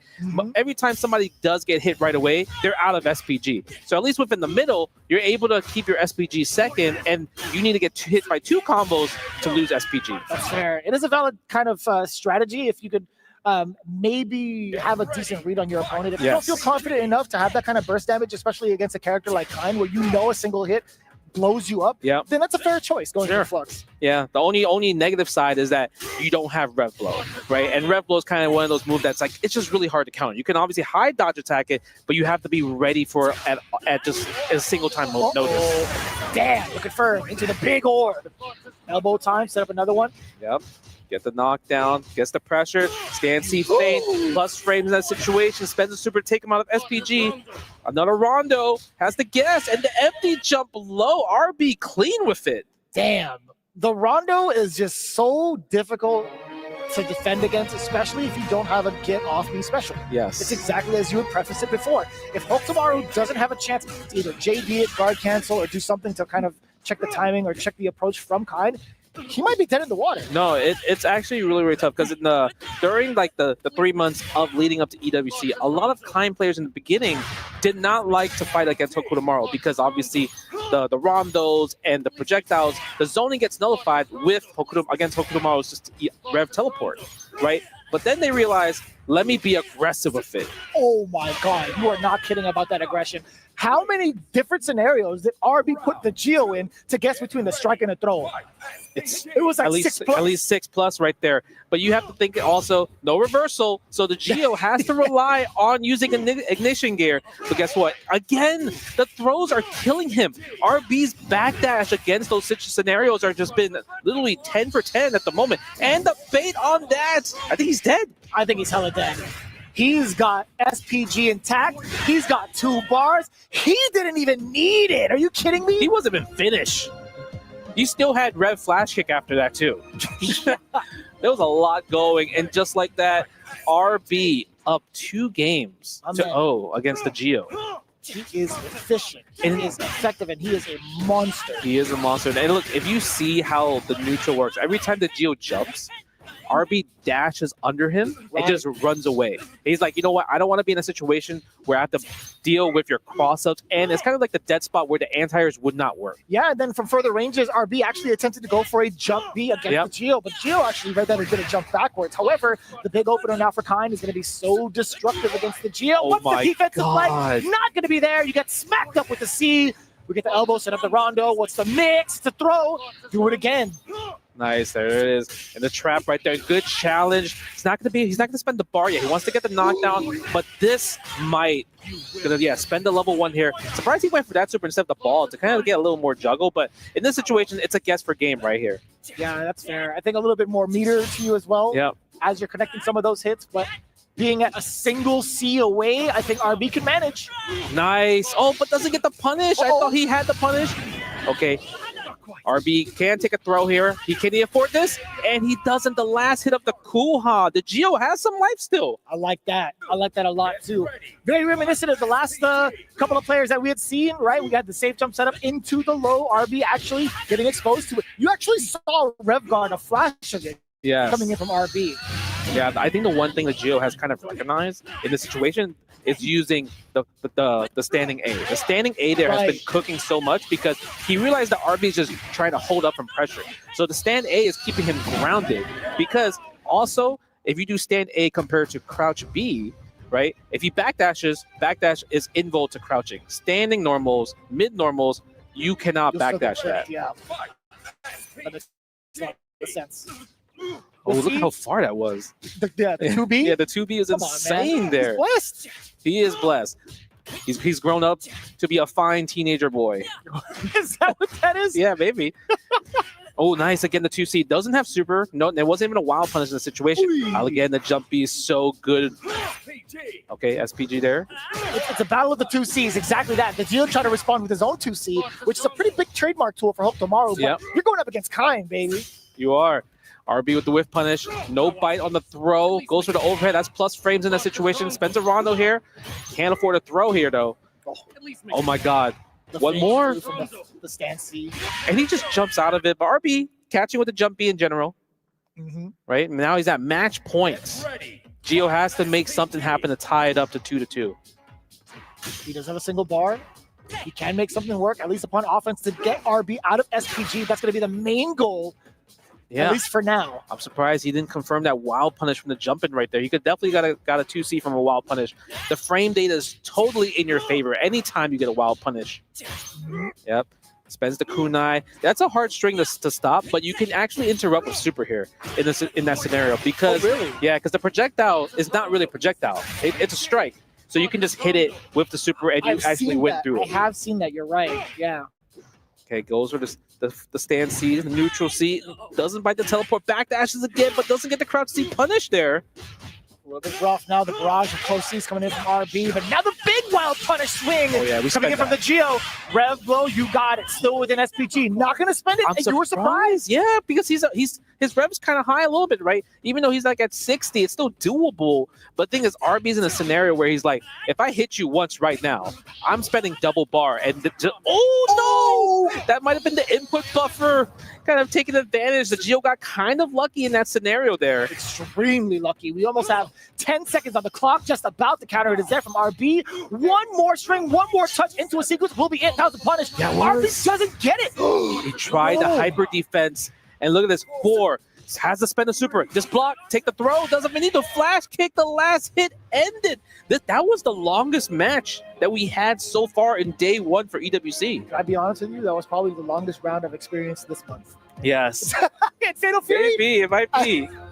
If we're going to be honest about it, that was a pretty long round. Yeah. RB was willing to just crouch and just take the throw in that scenario, right? For like 5 seconds left on the clock, you are up at least 30% of life.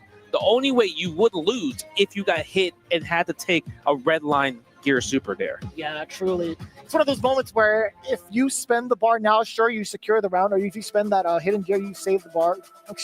Save the round. But you'll be at such a deficit going into the next one. And I feel like a lot of players' mentality right now, it's just like, I kind of want to be greedy with it. At least within this game, it's like, I want to save this bar.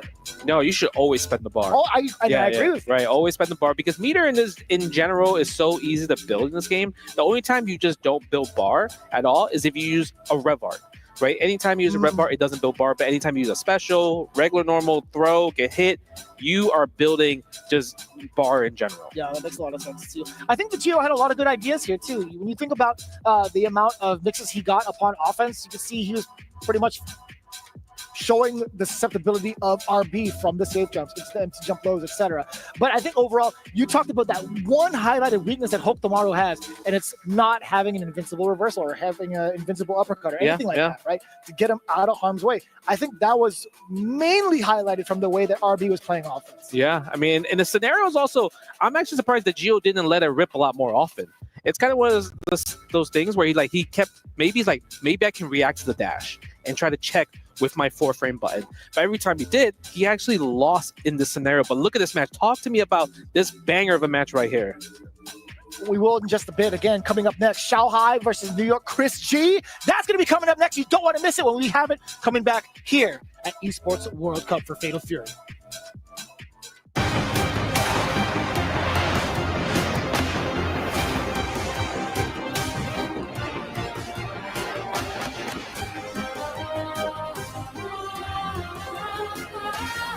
The human body was built to move, not trapped at a desk in one singular posture for 12 hours a day. It's time your chair evolved. This is Secret Lab Titan Evo. ergonomically engineered for you. Gamers, hybrid workers, artists, backing your every move.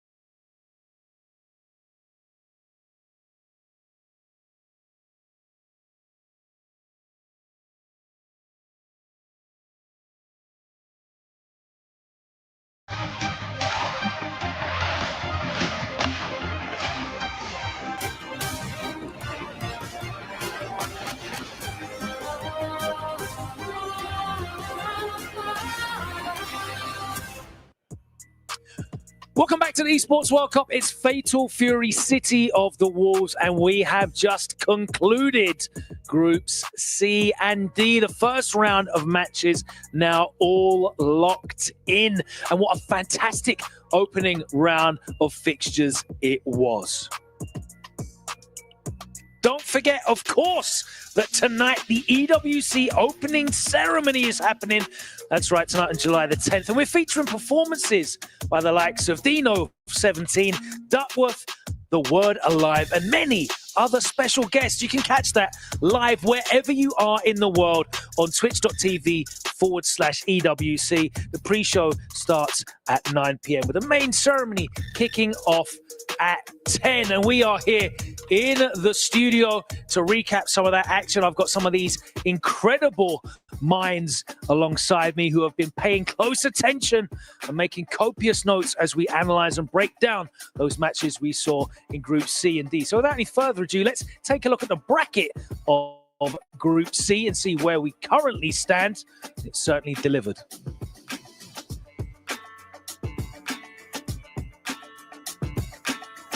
First up, we had Goichi and Nemo. And guys, that probably is one of our most exciting matches we've had so far. Yes, we all knew that it was going to be a very good match. Goichi switched it up on us, used kind, but still that came down. I think last round, last game, everything. Oh, it was so good. Yeah, we saw that famous Goichi defense on display, right? It's always talked about how he's able to block in these very perilous situations, even when the chips are stacked against him, right? When he is on an overheat in this situation. And he was at a 2-game deficit to the point where we thought DeMarco might come in. He stuck to his guns. He locked it in, secured the bag. It wasn't even just the blocking, of course, was great, but also we saw him using a lot of the OS JD guard cancel to JD guard cancel into the flash kick quite frequently in this matchup. And that is really scary when you see it being used against you. It makes you think twice about any offense that you put on. Yeah, we talk about Billy's pressure, right? And having that justifying guard cancel, that shotgun blast, waiting for your opponent really deters them from that mindset of going for those situations all the time. So yeah, I thought that was acclimated very well to Goichi's playstyle. There you see it, Nemo reeling back in his chair. Goichi still in winning ways. He's taken to Fatal Fury so well, hasn't he? He really has. Another player that has joined the scene is Kindevo, and he looked incredibly strong. I know you guys were very sad to see Dark Angel go down 3-0, but what happened in this matchup? Mi corazón. I love Dark Angel. Listen, I'm always going to be proud for him, but Kindevo is just on one today. After that initial first game, Kindevo really started to get a feel for what Dark Angel wanted to go for, right? A lot of wake-up rev blows. Obviously, the flash kicks were trying to neutralize some of the DPs as well, and it just worked out for him. Kindevo really took advantage. Yeah, by my estimation, I think it was like Kindevu teched one time and he got almost killed for it. That was in the first game. After that, he stopped teching almost completely, neutralizing that avenue of damage. He also he was just better, basically. He played around the rev blows really, really well after he noticed Dark Angel representing that quite frequently. Yeah, he was very obviously baiting out every rev blow at a certain point. And there you see Goichi and Kindevu will be moving on into the qualification match. And we'll have the lower bracket happening tomorrow as well. That is Group C. Let's take a look at Group D. And I know, Aru, you were really excited about this one. Did it live up to expectation? It did, but I'm a little bit sad to see Punko, of course, already losing a game. He still has another chance, but Moke, of course, was the better player in that situation. It really did seem like the two of them had a wealth of experience against each other. You already saw that they were, mind gaming each other on like different layers than you normally see between players that are just kind of like testing the waters against each other. Yeah, certainly. I mean, Falcons